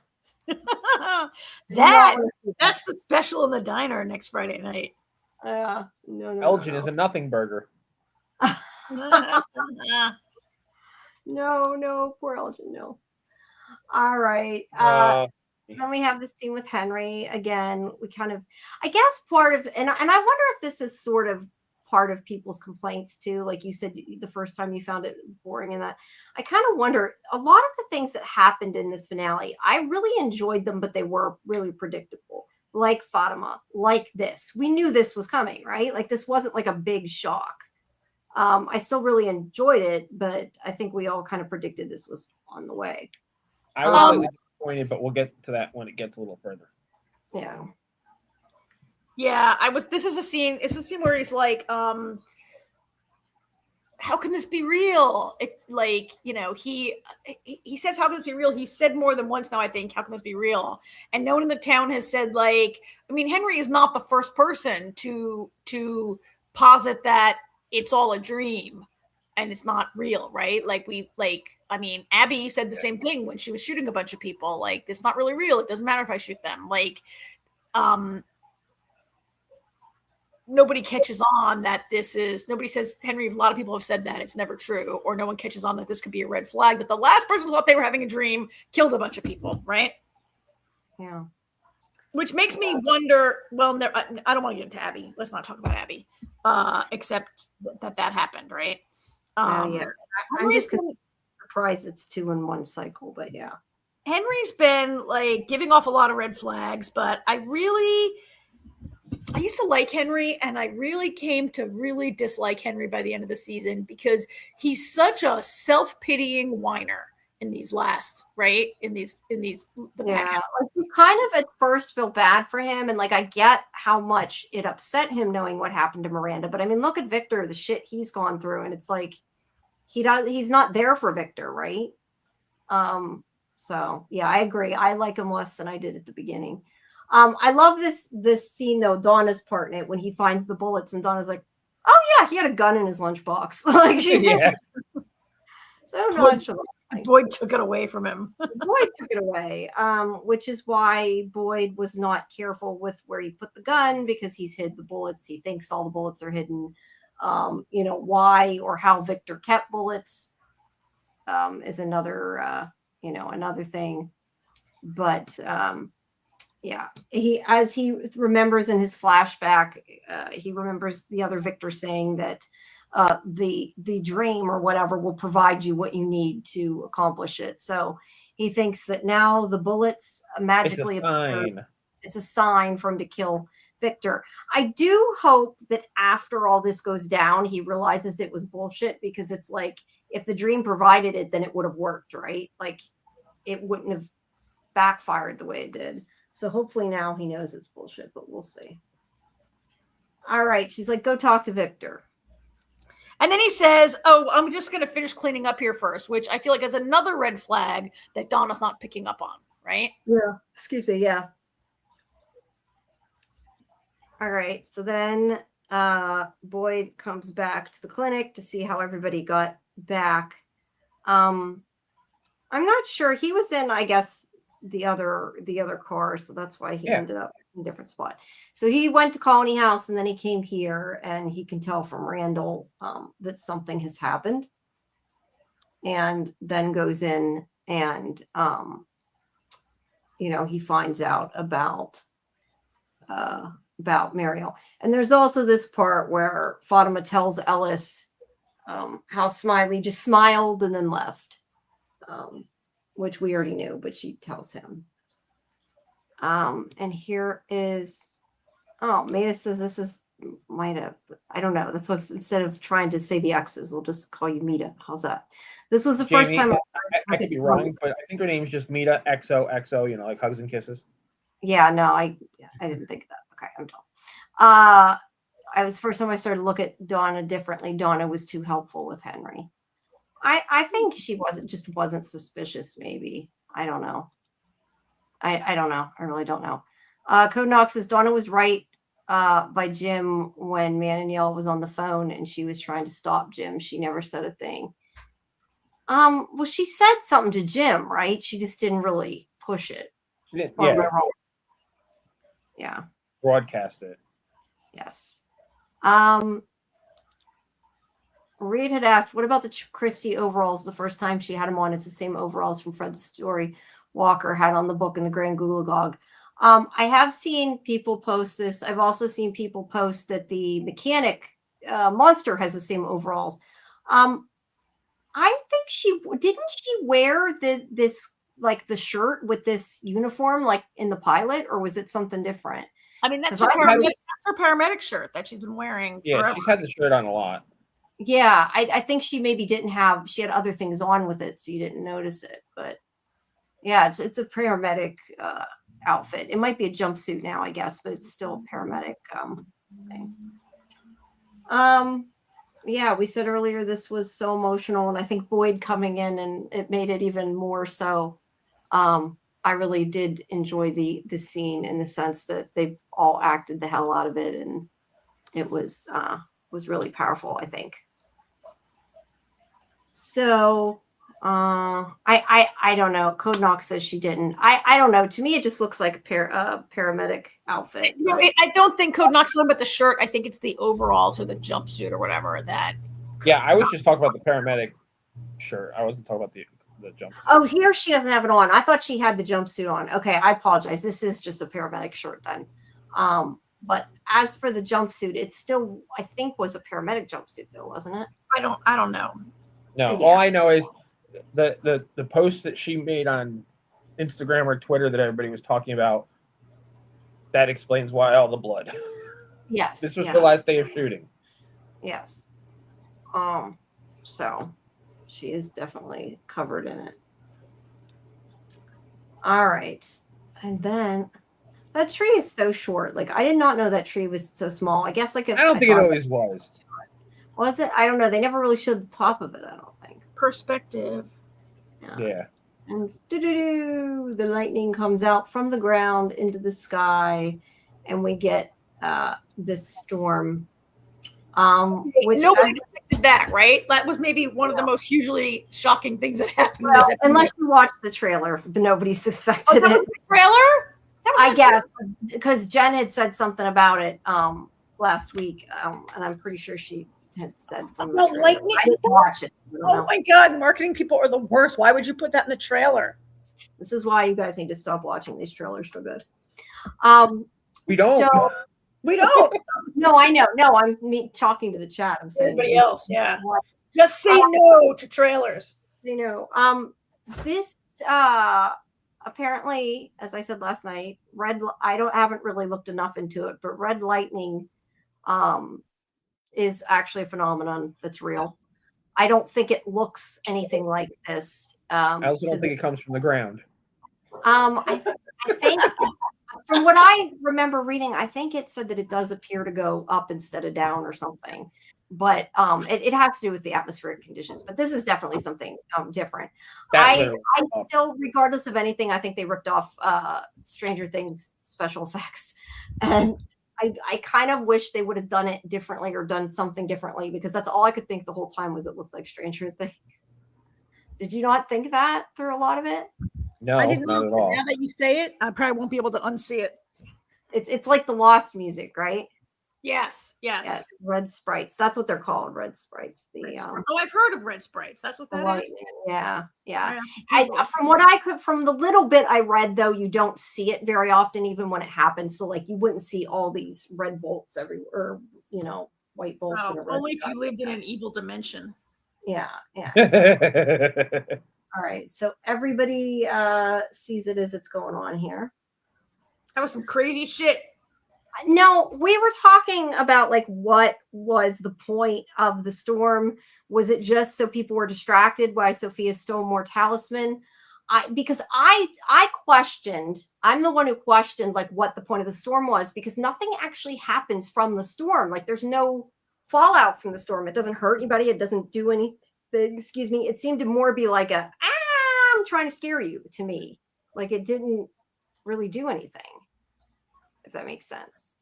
I mean, it kind of like, I don't know. It kind of depends on maybe the origin of it. Like, is it part of the overall effort to terrify and destabilize everyone? I don't know. The effects might yet to have been revealed.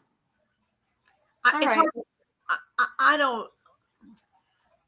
I don't know if I want to speculate on it because I would just totally be like blindly guessing, right? I have no idea. Yeah. But you're right. It didn't like the lightning didn't hit anybody and it didn't destroy any buildings. It just kind of shot out of the sky. I feel like the boy in white, his powers, such as they are, he's not as powerful as Man in Yellow. I think he's limited. His abilities are constrained or limited. He seems much more having to talk and convince people than actually do anything, right? He's like Yoda. Yeah, right? Pull the tree out, you shall not. So, like, was the lightning him? I don't really think so, but I'd be, like, if somebody had a good theory, I could, Well, I figured the rocks were the boy in white, the darkness, the eclipse was the Man in Yellow, and then this, I wasn't sure. I don't think it necessarily had to be either one of them doing anything. There's more going on here than those two. The place has its own like natural. All right. If Fletch is still listening, he's gonna love this. Think of it like a chessboard, okay? I think that the Man in Yellow and the boy in white are probably the queens, maybe like a rook or a knight. They're higher up pieces. They're not pawns, but they're also not the big bad or the big good. See, I think the Man in Yellow is the big bad. Do we really have time to introduce a whole new villain? Like, yes, the spider villain. No, like just general evil. I don't know. Like, do I think another evil person is going to show up? No. Me, that doesn't preclude the possibility of a greater evil at work here. All right. But I don't know. I'm making shit up because I have no idea any more than anybody else. In the storm and the earthquakes, could they be a third party? I don't know. I mean, we talked about this a lot, obviously, last night. But I think that the thing is, we don't really have a definitive answer. The town itself could be alive in a way and is fighting back, or whatever. Like, I don't think the Man in Yellow. I don't think the Man in Yellow. I don't think the Man in Yellow sat there and went, okay, nobody's looking. Lightning, like. Yeah, well, that's why I said maybe the town's like, you took my tree, damn it, put it back. I will give you lightning. No, I mean, like in the way that the island in Lost was a special place with certain conditions and things that happened there, that it wasn't like any person was in power. It just was like natural things. I think the most important thing we actually learned this season is that everything's ritual and has to be done a certain way. Yeah, that was huge. And it came from Sophia. Yeah. I just did that to poke at you, Karen. I know you did. I'm used to it. After 20 years, I'm used to it. Anyway, I kind of enjoyed this scene where everybody comes out and looks at the lightning and is like, what the hell is going on?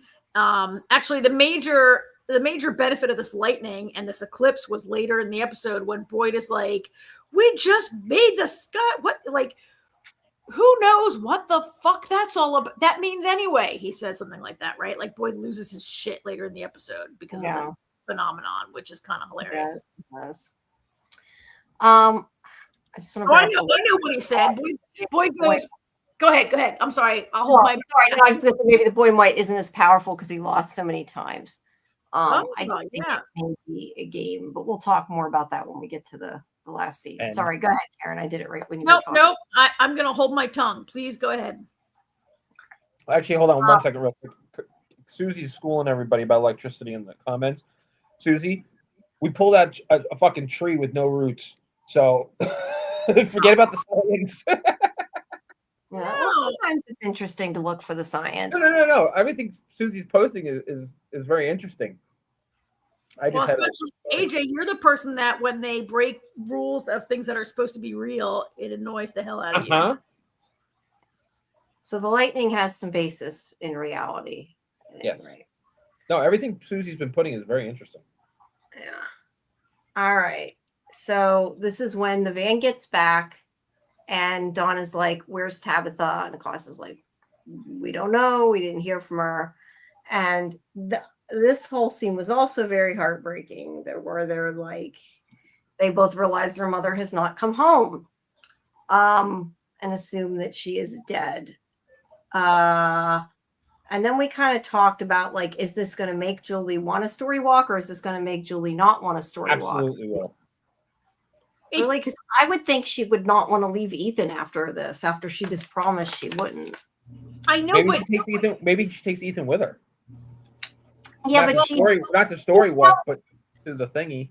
Well, that's what I'm talking about. I'm talking about 2 story walks specifically because she held on to Ethan and it didn't work before, so I don't think she can. We know she story walks again at least one time. Yeah, this is true. But I would think for a while she may be like not, at least until they see their mother again and find out she's alive. I don't think she's going to wait that long. I think I wouldn't be surprised to see her story walk in the first episode next season. I mean, this is a very frustrating thing for the viewers that they have held on to really since it was the end of season 3 when they kind of made a huge deal about it, right? And she does it. And then we see one little bit this season. And I mean, they freaking better have her story walk in episode 1 or 2, because they've been withholding this from us for so long. You know what? I will say one thing though. I do appreciate their reasoning for it. Like, at least, you know, we're annoyed because that's what we want to see.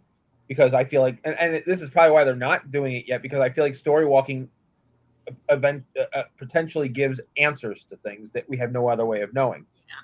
But so her self, you know, between Randall and her questioning herself, explains why she hasn't been story walking, at least. So I do appreciate that.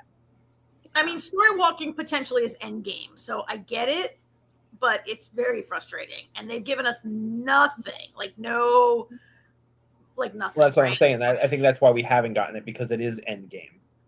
Especially since I really think that the 10 episodes next season are going to take place over 2 or 3 days. Wow. But Jamie, it was heartbreaking. Our little Ethan was so upset, and in no small part because he's seeing like Victor's prediction is like coming true, kind of, that he would be left alone, right? And that's why I'm saying I would wonder that would stop Julie from going, at least for a while. I don't know. You got to remember that Julie is 17 and impulsive, right? And she might like. Now I have to save like our mom. Now we've lost our mom and our dad. Now I got to save mom too. Yeah. I got to do something. Yeah. I don't know. There's more about her taking talisman. You know this. So that was a little. How do you guys feel about taking the talismans? I felt a little bit like. It feels a little bit like cheating, like the easy way out.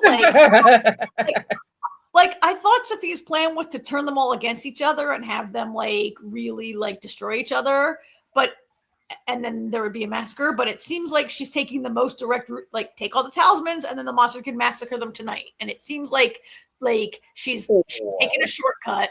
the easy way out. Like if she enjoys their pain and torture so much, like what? Like are you now? There's been an earthquake and fireworks, and you're like, shit, I gotta now go directly to the end. Do not pass. I'm mixing my metaphors. I actually have an answer to that to your question. Well, I may not. Well, at least my own thoughts. I don't think it's so much to kill everybody, but it's gonna drive everybody crazy. It's gonna scare the shit out of them, and they're all gonna be running around going, "Oh my god, what do we do?" Because remember, the monsters don't have to kill people. I mean, the monsters could just walk in and be like, "What you gonna do now?" and just terrorize people. I mean, look what they did to Boyd. They didn't kill Boyd. Their goal has never been specifically to kill people. Do they kill people? Yeah, absolutely. But it's never been. We don't know what their goal has been, or if they're controlled by Sophia. What I'm saying is they don't have to kill. It's not like they're ravenous monsters that can't control themselves. Yes. You know what I mean? Yeah, you're right. You're right. Anyway, but to me, I felt like, oh, now she's going to like, now she's like, gonna take all these, and I'm like, wait, what is she doing? This is like she could have done this the first day, right? Like, I think they foreshadowed it that first day. And I missed it. It wasn't her stage of the plan wasn't at that point yet. It wasn't, but I mean, I think that they foreshadowed this when she picked it up earlier in the season, because I remember everybody's like, she can touch the talismans, and like nobody thought maybe she's gonna. I know Dave did, but most people didn't think maybe she's gonna take the talismans. So that's interesting. I also like Code Knox. Maybe the creatures and the people are all the same to her. She might look at them the same. Don't know. He also said Julie didn't mourn. She immediately thought to protect Ethan. She did. I did think that Julie did a good job in this scene. As I said last night, I think she's a better mother than Tabitha, but I don't want to get. I honestly said. I don't want to get in a fight with Karen. I honestly thought as soon as that shit went down like that, I thought she was like, "Screw this, I'm story walking." Like I thought she was going right to the ruins at that moment. Nah, But instead, she consoled her brother. Why is she a better mother? Because she consoled him when her mother died? I mean, no, because she's not taking off. No, Karen, I'm half joking. I'm just saying that like she's doing the right thing was my point. Well, we don't know. We've only seen. It's only been like we only saw what happens in the immediate minutes after that. You don't know that she's doing the right. You don't know what she's doing. Well, she seems to be trying to help Ethan and saying she's not going to leave him. You're right. That doesn't mean she's in the first 5 minutes after they knew their mother was dead. She has abandoned them quite a few times to go try to save them. She hasn't abandoned. She didn't abandon them. She told them she was leaving. She still left. Okay, but why? And why? That's not abandonment. It's not okay. It's not abandonment, but she still left them regardless. I don't to save them. She left them to save them. But like I said, there's something to be said for surviving with them too. But there's no chance that they will survive. Endgame is everyone dies. There is no surviving with them. There is no surviving with them. It's just prolonging until you all die. I don't know. We can agree to disagree about Tabitha, I think. How about this? How about people stop saying that Tabitha is abandoning them when she's trying to save an entire fucking town because she's a reincarnated woman who didn't want to sacrifice her original child 200 years ago or whatever the fuck it's been. Like, I don't know why everybody gets so caught up on this. She's not, and like Karen said, she's not abandoning them. She said, listen, I'm going in the caves to get the bones to save everyone. You know, I really hope that this show ends. I really hope this show ends with Tabitha saving everyone so everybody can shut the fuck up about it. Okay. I probably should have called it abandonment. You're right. But she did leave them, is my point. And I don't think that's the correct choice. And you're not going to convince me otherwise, but I'm just saying that I don't know that she should. And that's fine. We don't have to agree on that. But everybody's on the Tabby hate train. That she's such a terrible mother. And it's like, you know what? I want to see what any one of you would do in this situation, especially if you thought that you were the key to solving everything. Jamie, you better not ever say that Henry is a good father, or I will never. I don't think anybody in this town is a very good parent, to be fair. But I just like to tease you. But Look, yeah, I don't know. I've never loved Tabitha to begin with. Tabitha is one of my least favorite characters. I know that a lot of people don't like Tabitha, and some people don't dislike Tabitha. So yeah, but I'm more or less just goading you, and I shouldn't. I'm sorry. I think it's funny when we disagree, but yeah. I know you're goading us so people will click like on the live stream. No more. That's why I said, be nice, children. I'm doing it too. All right. So back to Tabitha can eat my shorts. Yes. All right. So back to Henry, who is definitely not a good father. I agree with you there. Okay, thank you, Tribal. Or Abby, who was about to shoot her own son before Boyd. Yeah, Abby wasn't a good. I said I don't think anybody in this town's a good parent. To be fair, I'm not a parent, so I'm probably not the right person to ask either. But I don't think any of them are good parents. Yeah. So Henry is looking for the gun. And I think it's so funny when Kenny comes in though, and he's like, "Oh, I'm looking for Victor. Did you see the lightning outside? I gotta go." Is essentially what he does, right? Yeah, that was great. Yeah, it was good. I'm surprised Kenny didn't really, seem to see anything was wrong, but it's Kenny, so we don't know. All right, and then what is it? Oh, it's a gramophone. I didn't notice that before. Okay, so this is where, part of where Julie talks to Ethan, which we already talked about, but also where Donna tries to talk to him before stuff starts happening. Now, when I watched this, I, for whatever reason, was thinking this was back in the Matthews house again. It is not. They are in Colony House. So I'm not sure why it's happening there compared to their house. I mean, I think it's more maybe the Matthews family. Is this Jim? I don't know. But yeah, all the cabinets are, going a little wacky. I think that it was whenever they were saying Tabitha and Jade were dead. And it was like kind of a like, no, she's not dead type of thing. Or at least that's kind of how I felt like it played. Like, don't give up, I don't know. What do you think? Comments, concerns.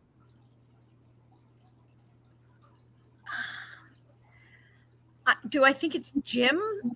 I don't know. Like, I'm not sure if I think. I think it's Jim. I mean, who else is it going to be? Who else can it be? I think it's Jim simply because the first time it happened in the Matthews house, and now it happens again with his children in the room. Yeah. So, I mean, am I right? I don't know yet. But I think it's kind of as far as we know, nobody else has experienced this like poltergeist type activity, right? So yeah, it does seem to be. Oh my god, are you guys watching this soccer game? This is really very exciting. No, no, you're not. Bill says, "Whoops." Oh, I didn't realize you were doing something. Sorry. That's okay. Well, I was just saying, a plate to the head would injure you. It's not Jim. A poltergeist doesn't necessarily have control over their actions. So, I mean, he could be like trying to communicate and not, he could injure somebody and not mean to. I'm not saying it is Jim, I'm just saying. Yeah. Trebale says it's warning about Donna. Oh, yeah. Donna was present. Donna wasn't present, though, in the Matthews house. No, she wasn't. But I mean, I got to try to, I don't remember what the exact conversation was that was happening at that time that it happened before. Like, it's there seems to be some theories that Donna is like maybe not wholly the same as she used to be since her stroke, and is she wholly trustworthy right now? And like, could it be Jim? Both times it's happened, Donna was present. Donna was there the first time. Really? I'd have to go back and look. I'm going to take your word for it now. It was definitely just Matthews. At any rate, I think it's kind of intriguing. Like, do you think right now it's a warning about Donna? Has Donna changed since her like heart attack? Not a stroke. She had a heart attack, right? Or is she a mole? Which I think is more probably what they're getting at, because a lot of people think she's the mole, which I still don't. But I don't. Donna was sweeping up the dishes. Whoops, the wrong what? I'll get it eventually. She was. I didn't think anybody was in the house. Maybe after the fact. Yeah, I thought it was just that they rushed in. Maybe I'm wrong. I definitely would have to go back and watch it. I could be wrong, but I don't know. Yeah, don't think Jim's throwing plates at his children, though. We didn't mean that. Yeah, I don't know. But either way, this is where Julie's like, I won't leave you. I just Googled it. Donna was not in the Matthews house when this paranormal event occurred. Tabitha and the children were at home alone when they heard a noise, found a stew pot spilled on the floor, and watched the kitchen cabinets repeatedly opening and slamming shut. Donna was not present. Yeah. Granted, that is Google AI. I'm guessing that said that, but I don't think she was. I'd have to completely go back, but I don't think. All right. Well, whatever. Well, we don't need to like litigate this right now. It's an interesting theory that this could be a warning about Donna, or it could have just been a message like, "Don't give up, don't give up." Let's right. Yeah. Or maybe Ethan has. That's how I took it. I'm wondering if maybe Ethan or Julie are like doing it. I hadn't thought that till like now, but it kind of made me wonder. Like Ethan and Julie were there both times. Couldn't they have done it and not realize they're doing it? As opposed to a ghost. Like we're all assuming it's a ghost, but what if it's like psychokinesis or something? It's an interesting idea, Jamie. Personally, I don't think that's the show we're watching. I'm not sure what the show is that we're watching anymore. I don't know. I'm just throwing that theory out there that it could be. Yeah, I hear you. I personally don't think that normal humans having like ESP type powers is it could be a thing. Who knows what we're watching? But to me, I think that's a less likely explanation. To me, I think a ghost is more likely than telekinesis. I can't believe I just said that statement. A ghost is more likely than telekinesis. That's right. Yes. When that took place, I felt like it was a don't give up. Like somebody was trying to, whether it's Jim or not, like somebody was saying don't give up, because it was a pretty forlorn part there where Ethan was just like, I'm going to be alone. Everybody's going to die. I'll be here alone. I'm not. Yeah. Maybe. No, I do not saying I really think it is that. I'm just saying I thought of it while I was watching it. But this is where Julie says she won't leave Ethan alone and promises him like his mother did. Anyway, regardless, I really like this scene. And I think Simon especially did such a good job in this scene. Like when he was like, couldn't quite talk, like he was sort of trying to get it out and couldn't. I don't know. I think he did a really good job. I found this scene very emotional too. You know, Jamie, you just made me think about this idea of like, would Julie leave him to Story Oak? Would she take him? And you said, wow, Morocco just won. Julie saying like, I won't leave you alone. You know, that could be interpreted like, I'll make sure you're not left here alone forever. It doesn't necessarily mean I won't leave you alone for a day or a few hours or a week while I story walk. Like that could mean like, I won't leave you alone forever. Doesn't mean I will never leave your side. True, but it makes me worried that her story walking, though, if something happens to her, she knows she's having seizures, that if she dies, Ethan has nobody. So I was assuming. I think she takes Ethan with her. She goes and says, Randall, I don't care how you feel. Come on, you're coming with me. Yeah, but she held Ethan's hand before when she story walked and she disappeared. I'm not saying no. Okay, no, Jamie, I'm not saying take him with her literally. I mean that he's at the ruins while she's convulsing on the ground. Feel like she abandoned them. Okay, I get that. That makes sense. I didn't mean literal. Okay, no, I thought you guys were saying take him in the story walking. No. Doc Green, we have a second Doc, says, my prediction is next season Mananiel wins and everyone dies except Ethan, who has to be there alone. Then wait 10 years and do a new series. By then, Ethan will be all screwed up his victories now. I'm hoping some of that's joking. I'm not entirely sure, but I feel like this cycle has to be different. Like, or why are we watching? I've said that before. Like, I don't think they're going to kill everybody off and then have a season of new characters. Like, I just can't see that happening. Okay, there's not going to be a season of new characters. I said this before. I can see an ending where a step closer to ending the cycle, but not ending it. Yeah. But yeah, I don't think they're gonna, or it could end with Ethan all alone, but I don't think they're gonna do that now. If they do that. Yeah. All right. So then this is where, okay, so Kenny is talking to Boyd about what happened. And then, you know, this is where he says that Victor was right.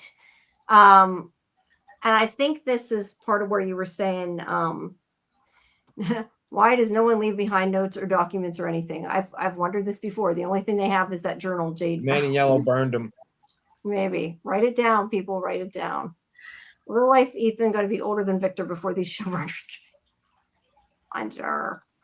Yeah, maybe the new people in the next cycle would find Jade's wall of crazy and be able to like get a head start. Maybe.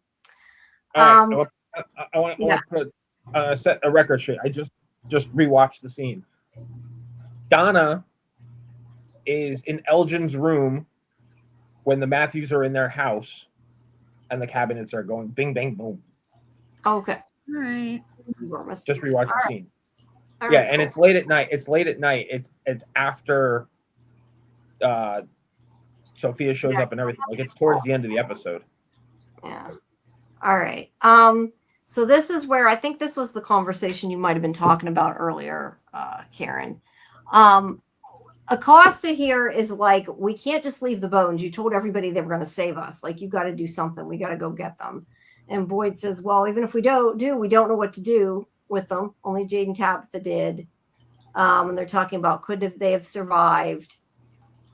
And Acosta doesn't want to give up, but Boyd doesn't know what to do. And this is where he says, we just made the sun go down and tore a hole, in the sky with lightning, and who knows what it means. Isn't that what you were talking about earlier? Yeah, except he screams, who the fuck even knows what that means? Yeah. Boyd drops and I was like, Boyd, you are all of us watching this episode. You know what, though? I wanted to reach in the screen and smack Boyd upside the head, though. Because he goes, Victor told us not to do it. Maybe we should listen to him. You think, asshole? You should have, Victor, or you should have, Boyd. Hi, Scarlett. Hey, Scarlett's here. Yes, hello. Yes, I agree with you there. He should have listened to Victor, but he didn't. Yeah, but I guess to your point, he's got a lot of nerve. Now he's like, oh, what? We should listen to Victor. Well, we can't do it now, yeah. But Boyd, you're the one who wouldn't listen to Victor. Mm-hmm. All right. So either way, they are interrupted because Sarah there hears the Morse code and knows that Jade and Tabitha are not dead. If it's really them, they're assuming it is. They're able to contact them, and we find out when we see the other side of this that the battery dies right when they're doing it. So they're not able to do it for very long, but at least they have contacted them. But from their point of view, they're kind of like, even if they hurt us, they have to find us. So I love that Sarah was like, shut up, everyone. Yeah. Sarah's like, listen to me for once. Thank you for subscribing. Get new subscribers. Please make sure you guys do like the video and subscribe to Sci-Fi-Vision if you have not. And I did not remember to put the link in the chat here. Let me do that right now.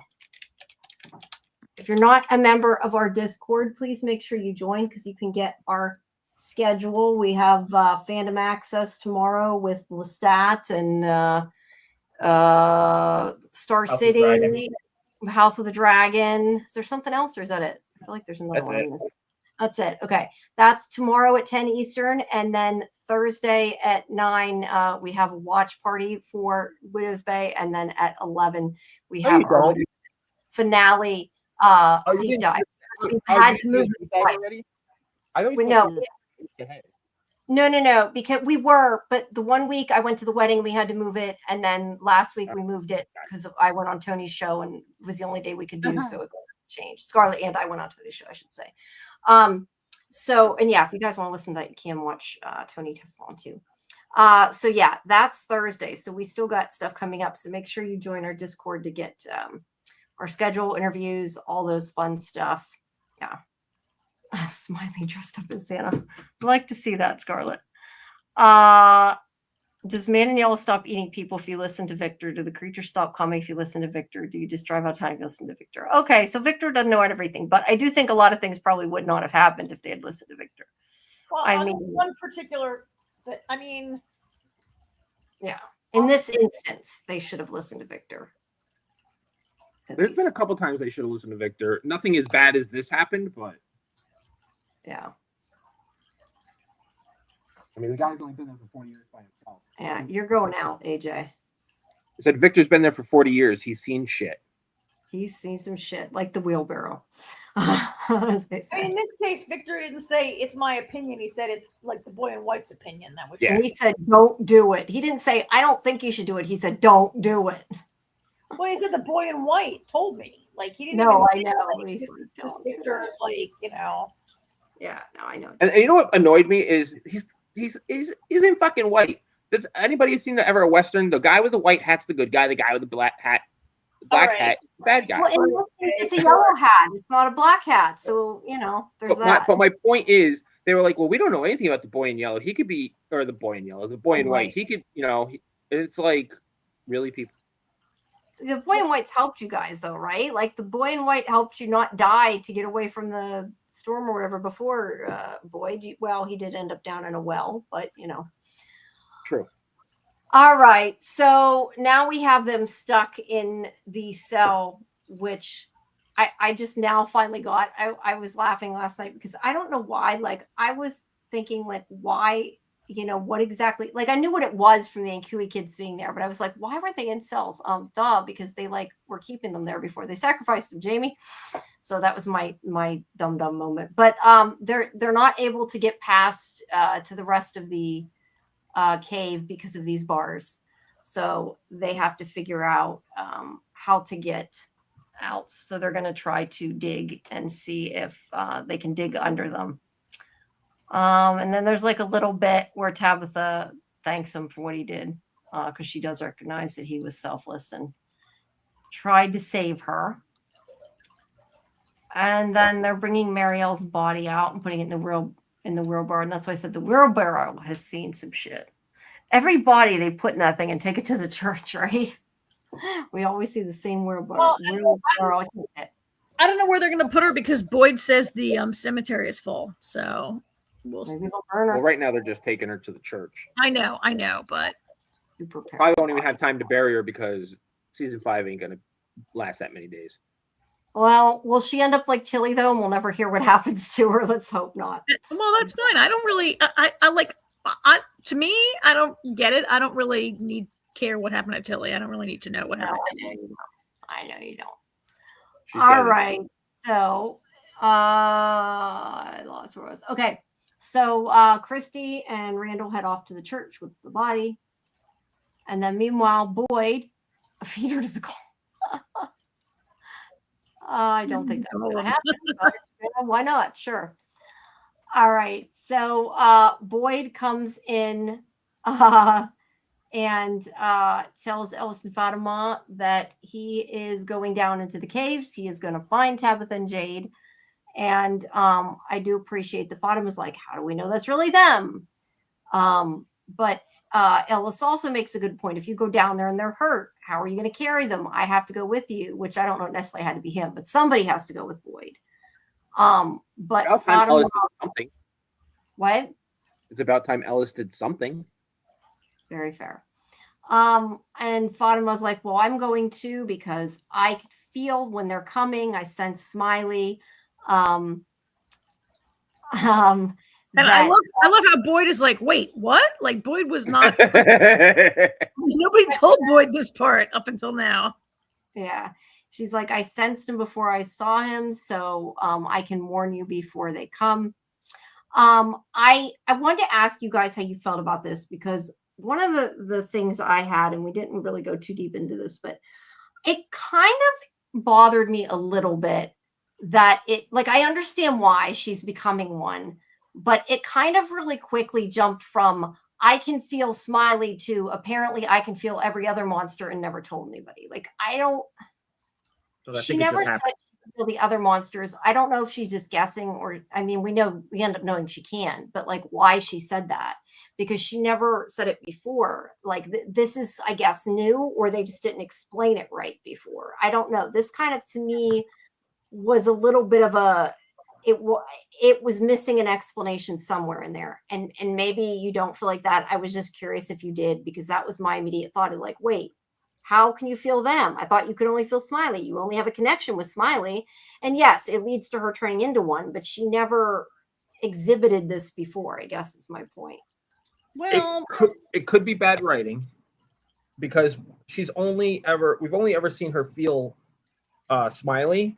Maybe she could have felt any of them, but Smiley was the one she always had to control because he was going to kill Kenny, and she had to stop that. And then the primal mother scream. Yeah, It was. It might just be bad writing that they didn't articulate it. Well, and also there's not usually just one coming. They usually all come out together, right? So like when she feels him, like when has he ever really come just by himself? This time he did, right? But like generally speaking, like could she have just meant them when she says him? I mean, I think it's just like it's just something that wasn't explained. Like I said, I understand and it makes sense. I just feel like there should have been a mention of it before now. And it just was kind of one of those ones that irritated me a little bit. I don't think it necessarily was the case. I think this is a developing ability that has been changing rapidly since she drank the blood. And I think maybe really she couldn't feel that. Maybe she could only feel him and now she feels them. Yeah, I just think because she didn't say anything, that it feels like a little bit of a leap, I guess. Okay, but how can she explain it when she doesn't understand it?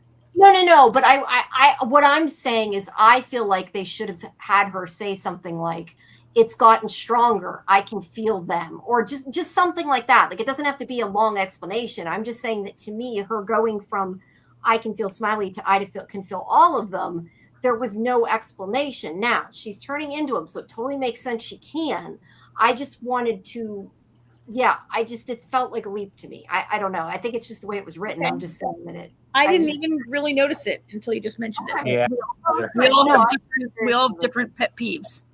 No, yeah, I just wondered if anybody felt it. I don't think anybody necessarily did. It was something that I questioned. I do though, like Scarlett's, why didn't they bring tools? They don't bring anything but a flashlight. No shovels, no weapons, just a flashlight. Well, weapons are useless. Yes, but they should have at least brought shovels if they're going into the cave and there was cave-ins. Like, I think they knew there was sort of a cave-in with the yes. That's a fair comment. Why didn't they bring tools? Yeah. Because they ran off half-cocked, as they always do. True. This is not a plan. This is like a reaction. It is. Yeah. It is. Lucas says maybe all the monsters have a connection with each other. They probably do. And I know some people last night suggested hive mind. I'm just saying I would have liked them to have explained it a little better. That's all. Yeah.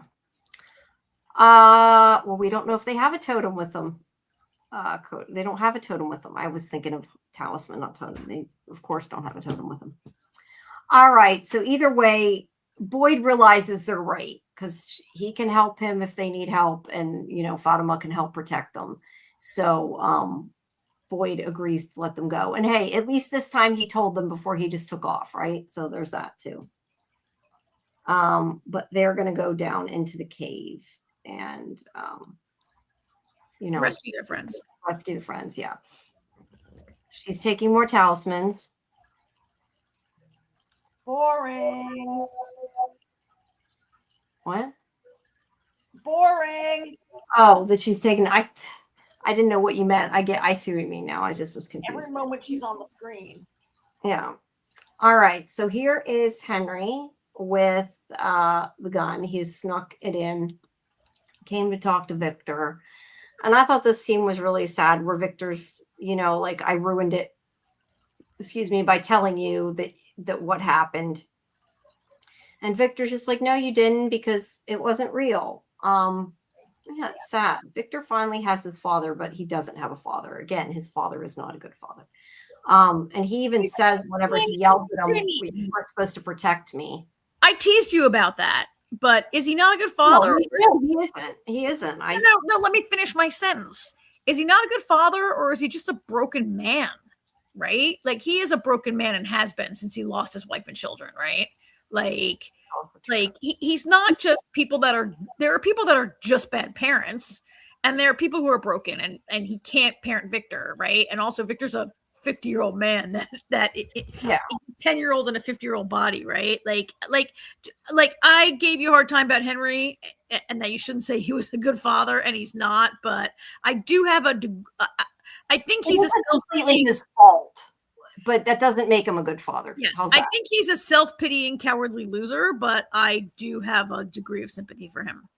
Yeah, no, I have some sympathy for him. I just have more sympathy for Victor because Victor finally got his father back, but his father doesn't act like his father. I guess. agree. I agree. Well, let's. I don't want to spend too much time on this, but let's think about this for a second. Henry hasn't been a father for 40 years. No, he hasn't. He's been sitting alone drinking because he lost his entire family. They just vanished. He had no idea where they were, and he's been in Fromville for less than a week. True. Yeah, I think he behaves abominably here, but I do have a little bit of sympathy for him. But I'm not gonna say he's a good father. He's not being a good father. Obviously, good fathers don't attempt to kill their children. But he's kind of broken. But yeah, I have a little sympathy, but I think he's mostly a self-pitying coward. Yeah. No, I agree. I mean, he's always like, where, I lost my family. My life was so hard, blah, blah, blah. Okay, I get it. Your life wasn't as hard as Victor's. Yeah, very true. I like connects. It's like Victor drinks with underage girls. We were joking about that before. He did give her alcohol. I'm sure if there was an earthquake, that golem would have fallen through the flood of the attic and start right on a red shirt. The golem should have fallen. But we've talked about that before. I don't think that's going to happen probably, but it should. It would be funny. But either way, Henry thinks it's not real. And I did, like I said, I did think it was really sad when Victor's like, you said you'd protect me or something to that effect, says it that. Do you guys think, like, I kind of feel like there's a level at which Henry believing it's not real is like taking the easy way out, right? Yes. Like, yes. Right? Yeah, no, I agree. I mean, I don't know. I've never had my mind fucked with by an evil entity, so I couldn't say. Yeah, I hear you, AJ, but I mean, are you saying that you agree with his actions, or No, I didn't. No, I didn't say that. Yeah, I said I don't know because I've never had an evil entity fuck with my brain. Yeah, I think it was a little premature that he was actually going to go through with it. Yeah. Sorry, everybody's going to hate me in a minute, so continue with the scene. Okay, I just completely lost what I was going to say. It went bye-bye, but oh well. I'll probably remember soon. Okay, so yeah, he doesn't think it's real. He's going to shoot Victor to try to wake up. And then Ethan walks in. I mean, a lot of people predicted this because then he turns the gun to Ethan, and that's what pushes Victor. What? People predicted what? That Ethan would walk in the door. Ethan would walk in, yeah. And that it would make Victor, act, which it did. Because Victor really didn't do anything but sit there until this happened because it pushed him into it. I mean, it was a matter of, it's not like he sat there for 20 minutes watching his father wave the gun around. It was only momentary. Yeah. No, you're right. It was. I'm just saying that people did predict this. But the thing is when he points the gun at Ethan, Victor reacts very quickly, and he actually punches his father in the face, knocking the gun away, which surprised me. Like, I figured that he would go after the gun, but he like slugged him right in the face. Yeah, I don't know. What do you guys think? I mean, I guess good on Victor, but go ahead, Karen. Go first. Yeah, I don't know. I have some thoughts, but I want to ask a question first. Who did anybody think? Think what? That gun would go off? Like, I thought Ethan might get shot. I didn't think Ethan would be dead, but I thought he might get shot. I agree with you. I thought there was a chance in that moment that gun. I was surprised the gun didn't at least go off and miss Ethan, or that Ethan didn't get winged by it and get shot but not die or whatever. I was surprised that I mean, Henry got off kind of easy with really no consequences from waving that gun around if it's over. Yeah. Yeah. Well, we don't know what Victor's going to do, though, or who's going to find out. Or I mean, Victor the is consequences of Victor being mad at you is not nearly the kind of consequence of accidentally shooting at somebody, right? Wow. Like, there's no real Victor being mad is not like what I meant when I said that, right? Like when I say there's no consequences. Well, what do you think the consequences should be? I mean, I feel like this is, and I'm not trying to downplay what he did, but I mean, this is kind of no different than Elgin or Sarah, right? I mean, it's like the voice is getting ready to do something. It's kind of the same thing. I'm not saying it's okay, but like, except that he was divorced. Yeah. No, I'm not saying that I wanted him to shoot somebody so there'd be worse consequences. I just, I know, but I'm saying like they can't necessarily punish him either because he didn't like do it to hurt somebody.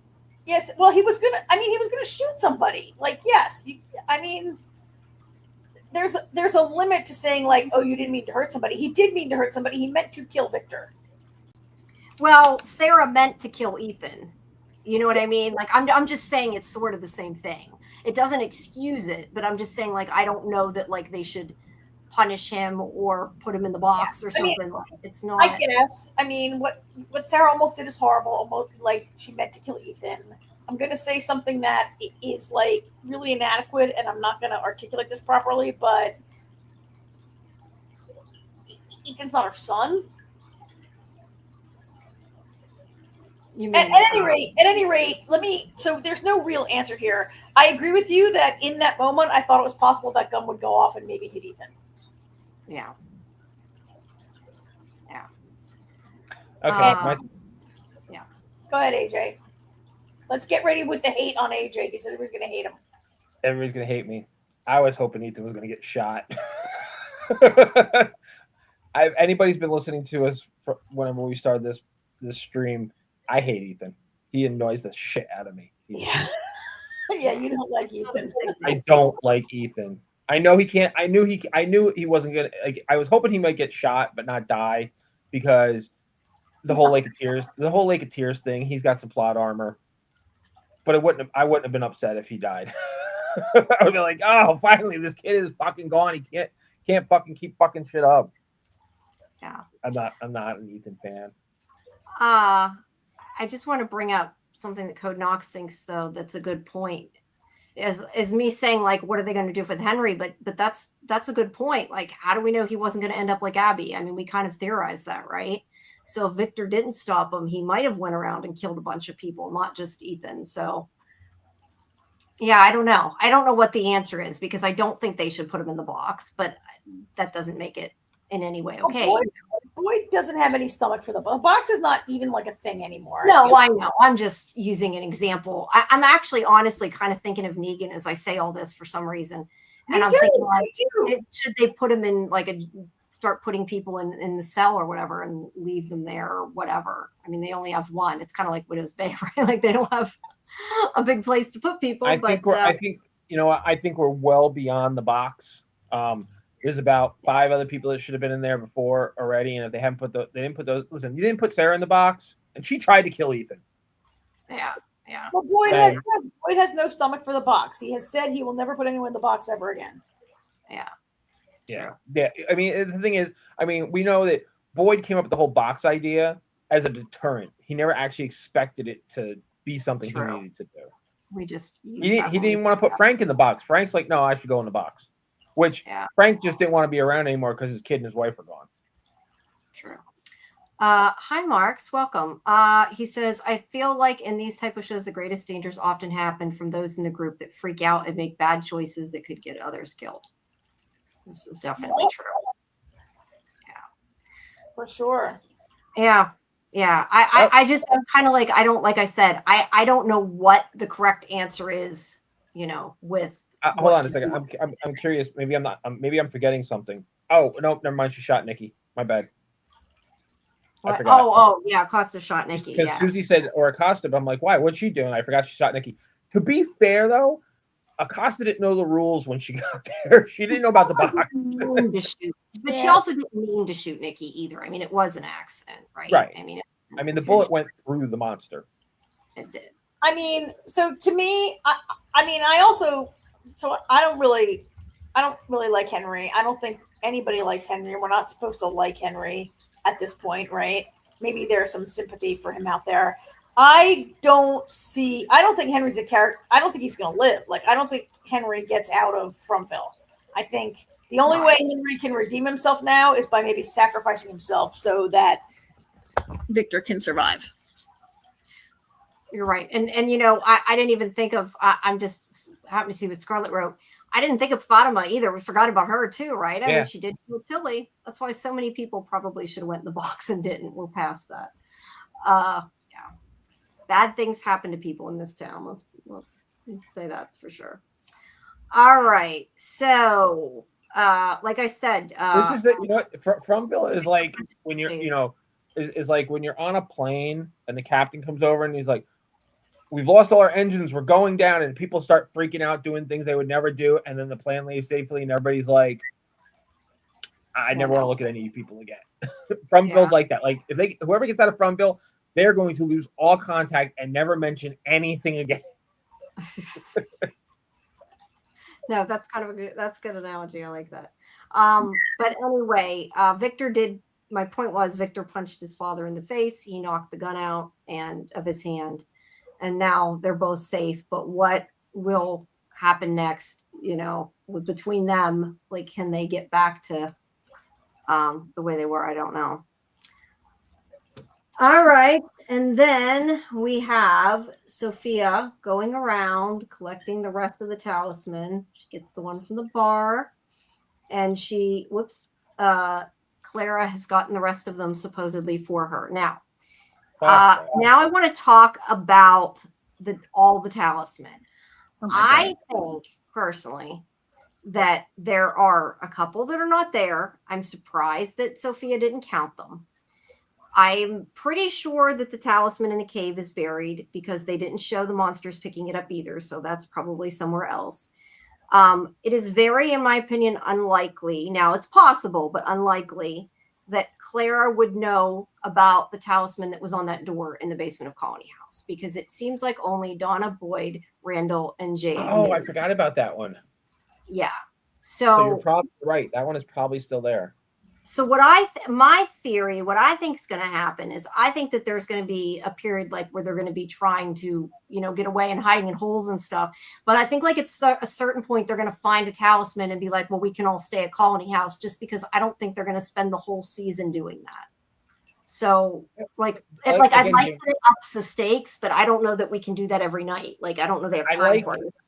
I like your thought process, but like I said, I really don't think the season's going to last long enough for it to really matter much. Like it's 10 episodes, but I think it's gonna be 2 or 3 days. Like, there's gonna be so much happening all at once because the shit has hit the fan, and everything is happening at once now, and it's gonna be a race to the finish line. Yeah. Well, I do like that it ups the stakes, though. I just don't know that they can have time to do it every night, was my point. But you're right. If it's only a couple of days, I guess it doesn't really matter, does it? But I think you're right. I think that talisman's going to come into play. Well, I think they why, and I've said this before, why introduce the door? Yeah. Why introduce the door, Jamie? I don't know. Why introduce a golem that doesn't ever do anything? Talismans will show up in the swimming pool. I like that. They introduced it. I mean, I understand that they introduced the door to prove Jade right, but to me, you have a door. Somebody's got to go through it. I do think that's how they're going to exit the cave. I think they're going to end up going a different direction, and they're going to find out that it was blocked on the other side, and they're going to walk through that door. Yeah, I agree with that. At least I hope so, because otherwise I'm going to really be irritated by it. So, yeah, I was just the whole time like, when are they going to use the door? Aren't they going to come back through the door? And then they didn't. But hopefully we'll get that in season 5. Yeah, I do question though where the talisman are going to go. I think maybe they. I got to say I like the fact that she dumped him out of the bag into the tree, because it means then they're going to all go different places, as opposed to just going as opposed to throwing just the bag in and then they're all still together. I like that. Yeah. I guess I was wondering why she would throw them in the tree of all places. Like, why not put them in the car with your bag of teeth? You can't find them. Because they found the teeth. I know, AJ. You know what I mean. I know. I thought, oh, you put in the faraway tree. Do you have any control of where they end up, and could they be found again? Like, right? Like, is the faraway tree the like? I don't know. To me, I was just wondering why that place to dispose of them. I think it's just so they can't find them.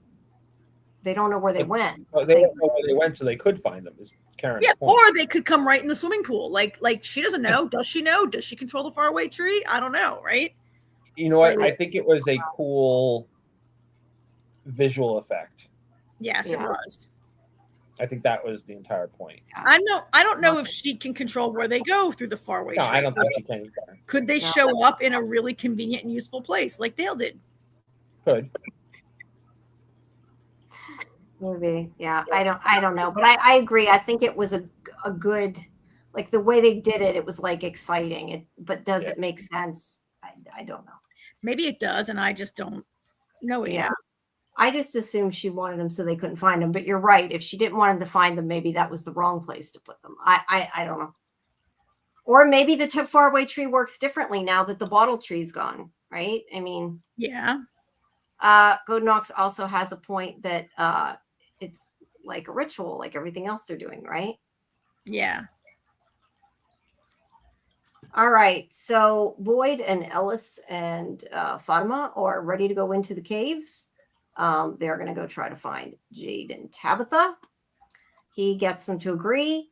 If anything happens, you promise you'll run and leave. And they say yes. And of course, there's no way in hell that's ever going to happen. We know this. So I don't know why he went through that. But, you know, they promise him they will, that they'll abandon him when you know they won't. But yeah, they're making their way in to try to, like, Boyd's like, I like that shot. I don't know. It's just funny. It's like, you better come back.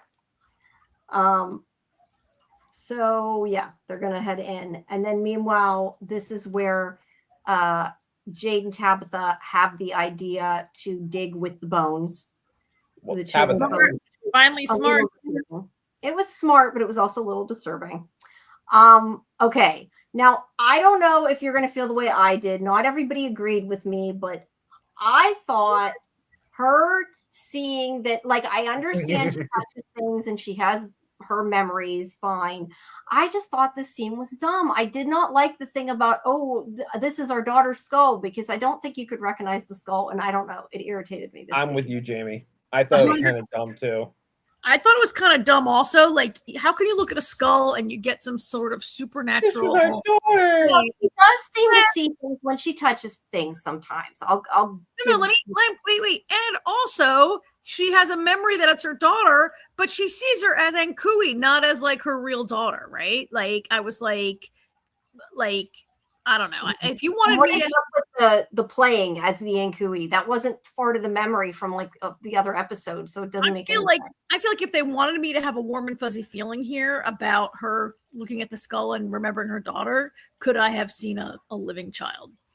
I just felt like, you know what would have made it better for me is if the skull had like if there was like a crack in the skull. Like because the girl in the, you know, when she sees the Ankui kid, that's her daughter. You see her, like, she's got, there's not. There's not. There's like a line. She had a noticeable mark on her forehead. If they had cracked the skull in the same spot, then I could maybe be okay with it. But just her picking it up was kind of dumb. People did bring, and I see Scarlett saying this, people though did bring up the fact, like, is it possible that that's not the Ankui version because they were supposed to be in these cells in the dark all the time? Like, maybe that's what they ended up looking like. But I don't know. I just think that whole scene to me didn't play quite right. And the whole thing where she's like this, like playing with her as the Ankui, it just didn't make any sense. It didn't make any sense that she could look at a skull and be like, this was her, right? Like that, like mother's intuition or whatever that was. Yeah, it was kind of dumb. Well, she does get visions, but yeah, it just wasn't great. Well, all the teeth are still there, right, Scarlett? No, the other skull had teeth missing, actually. When they showed the one skull, it had teeth missing, but it wasn't her daughter. Funny. So. And this is actually really funny that Scarlett says Tabby's having a Hamlet moment. It was actually funny because while I was watching it, Damon actually recited the line when she was holding it. Alas, poor Yorick. I knew him well. I knew Their you. ratio, yeah. Yeah. Anyway, I just don't think it played out like they wanted it to. At least for No, me. it was kind of cheesy. No, it was supposed to make me have the feels, right? And it didn't. Yeah, it did not. All right. So Fatima tells them she has them wait at one point because she knows the monster's coming. She says that they know where Jade and Tabitha are, so they have to hurry, basically, is what that's about. And they get to the bars, and Boyd is able to use his gun for something that was smart this See, time. they didn't need tools. Yeah, that's true. It's done. And he shoots out the bars, so they're able to get out. But unfortunately, the monsters are hot on their tail, and Fatima knows it. And yeah, look, I can't say I was surprised about this in any way, but again, I still really like this scene. I also thought this scene was very sad. Yeah, I mean, what can you say? She transformed. She's like, remember me as who I was. And then she starts changing so she can protect them. And Boyd has to pull Ellis away as she does it, which I just thought was really sad. There she is as a monster. So Fatima, like, I mean, she just got the shaft the entire season, right? Like just one bad thing after the next happens to her.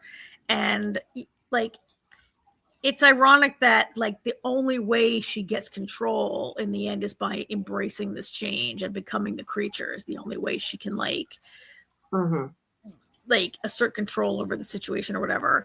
Do you guys think that she is 100% permanently turned and her role next season is just to be like, I don't know, like it's just that much worse for Boyd and Ellis when the monsters come out? Or do you think she may retain some level of consciousness and control over herself?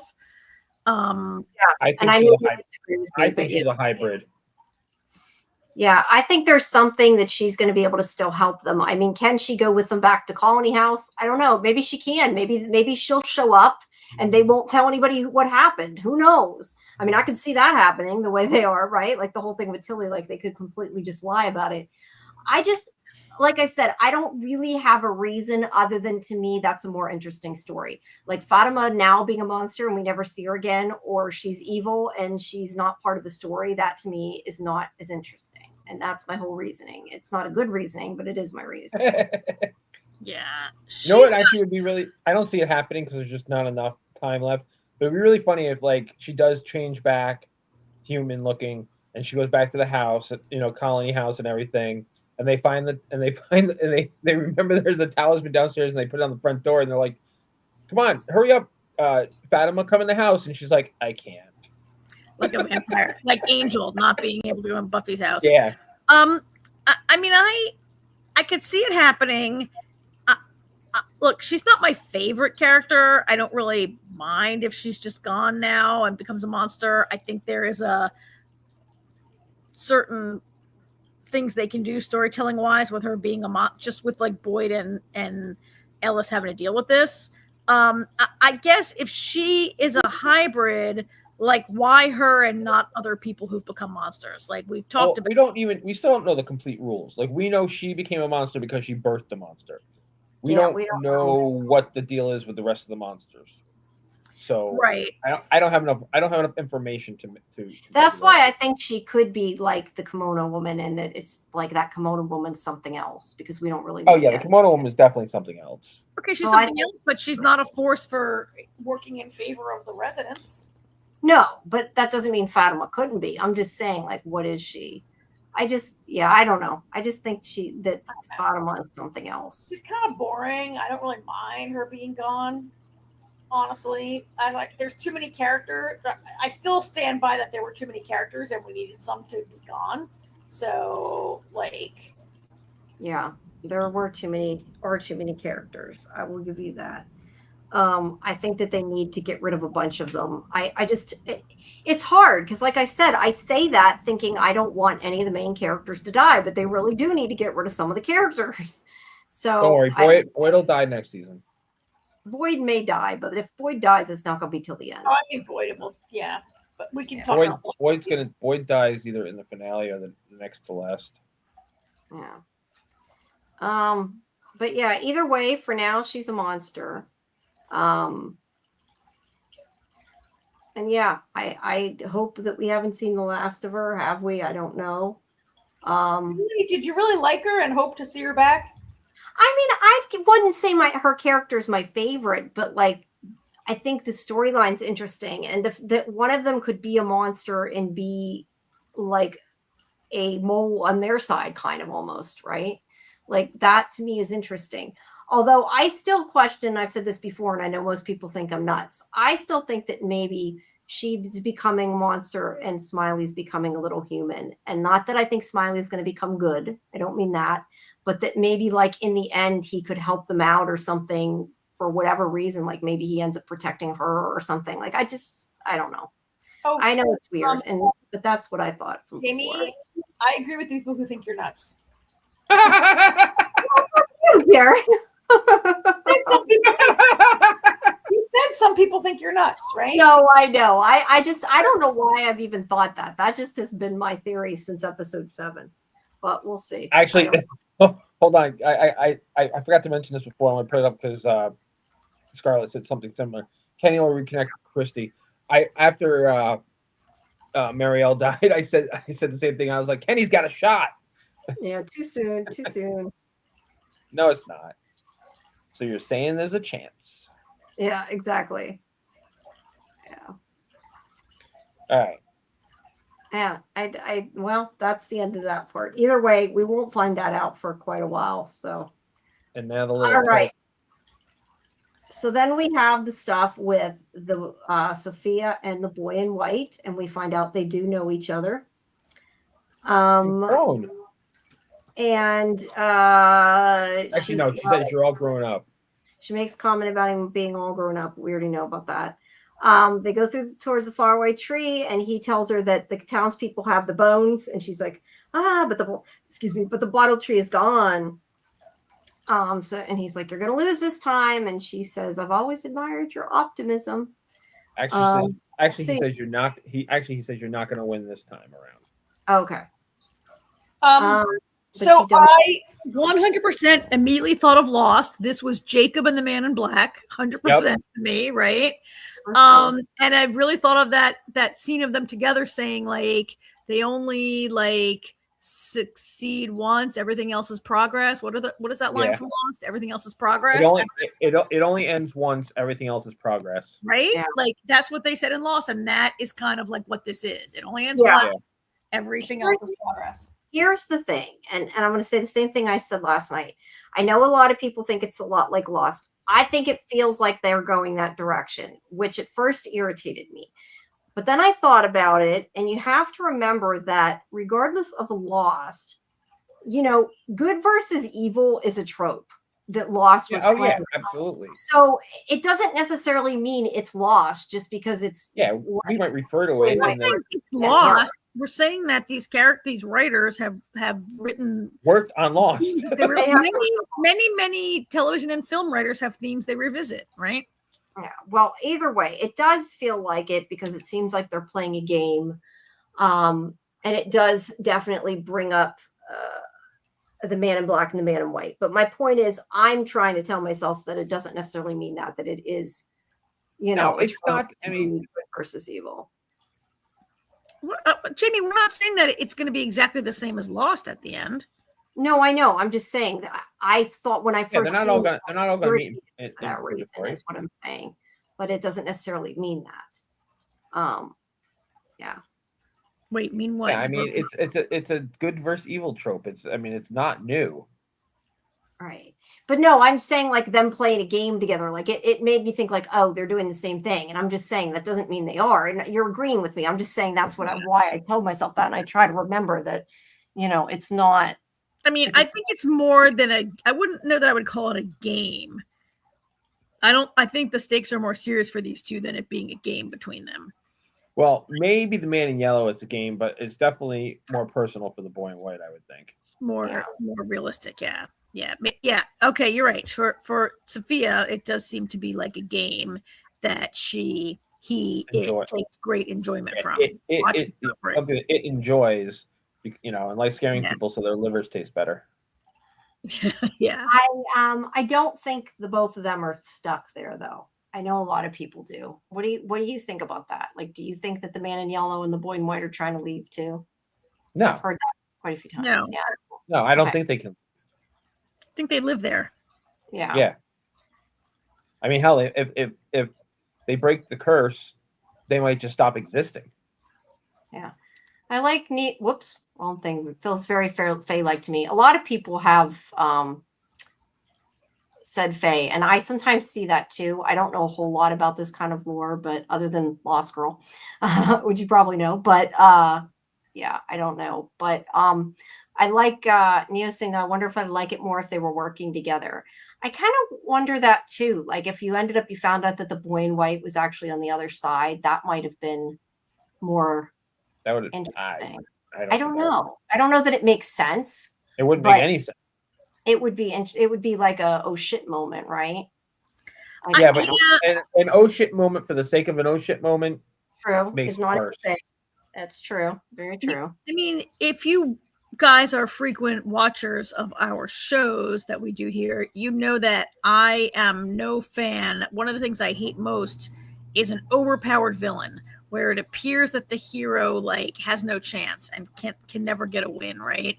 Until some ridiculous thing, the climax. It's a particular pet peeve of mine with superhero movies, but whatever. And so for the Boy in White to turn out to be also ganging up on them, to me, would be one of these situations where it's kind of too much, and it starts to be hard to believe that our heroes can ever get anywhere. Yeah, I see that. And like I said, I don't know that would make sense, but I do think it would have been an exciting thing. But yeah, I don't know how that would make sense. So I don't know. But there has to be some way for them to get a break, right? That's why we watch it. Well, we pretty much know for sure. Again, another answer. We do know, it seems like for sure, that the Boy in White is on their side now. That to me was kind of a confirmation, they're they're against each other, which saying to Sophia, you're not going to win this time. Yeah. That's kind of. You're right, but my point is that's another confirmation we got, another answer we got that people seem to forget. So after I told you guys this in chat, but something that really annoyed me. I mean, this is why I stay off the internet. And I even, if I even see anything that has "from" in the title, I just close the screen and move on to something else, whatever. But I went online after I watched the finale, and all those videos of the leak were spot on. Well, I don't know about all of them. See, I didn't see videos of leak. I seen people that wrote down all the plot points of the finale, which was annoying. There was video a week before the episode, the title of the YouTube video was possible from leaks, and it was Elgin's death and Fatima turning and when and how. People need to do a better job. That really fucking annoys me when shit like that happens. Anytime I see something like that, it reminds me of season 3 of Lost's finale when somebody leaked the script. And you're right, Scarlett. But that, to be fair, that was from the trailer. At least it wasn't like a leak. Yeah, that's why I don't watch trailers too, though. No. I'm just talking about department suck. Yeah, no, I agree. I think they need to stop. But look, like I said, I feel like this season it was a little better because there was both. I saw the whole plot point of the finale go out. I saw that before, a couple of weeks before. But I also saw AI pictures that were totally bogus of things happening. I'm sure there was. Yeah, I'm sure there was bogus stuff too. But yeah, because I saw these screenshots that they were done. They really looked like screenshots of the Man in Yellow being in. I forget what I said it was, being impaled by a tree or something. It was either way. It was totally not real.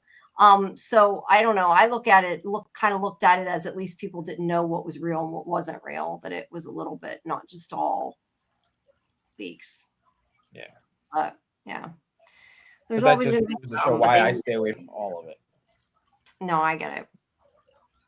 So, Yeah. all right. All right. We have I think there's still 3 things we had started. We probably went over them.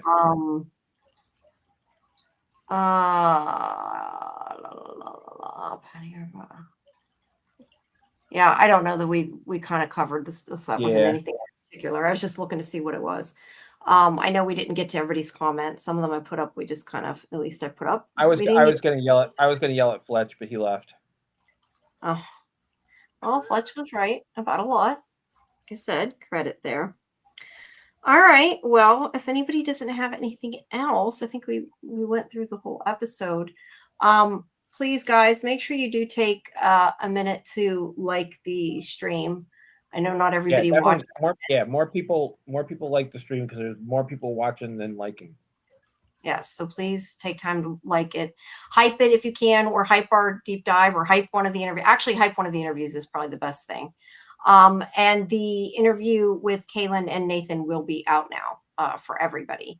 So make sure you check that out. Who are Kaylin and Nathan? Elgin and Marielle. Yay. And the one with Pega, who plays Fatima, is also up. And of course, if you missed it, there's also the interview with the producers talking about Clara, and the ones with Julia Doyle, who plays Sophia. Those are all up on our video tab that you can find. And we're still hoping to get Jamie Maguire. It was supposed to happen, so we'll see how that goes. Who plays Smiley, of course. And I'm still, fingers crossed about the producers. Hoping we'll keep trying, even though the show's over. We'll keep trying. So yeah, just go to Discord and stay tuned, and all the information goes on there, so you can get all the updates. Other than that, tomorrow we have Lestat and Star City and House of the Dragon. So make sure you guys tune into that at 10 Eastern.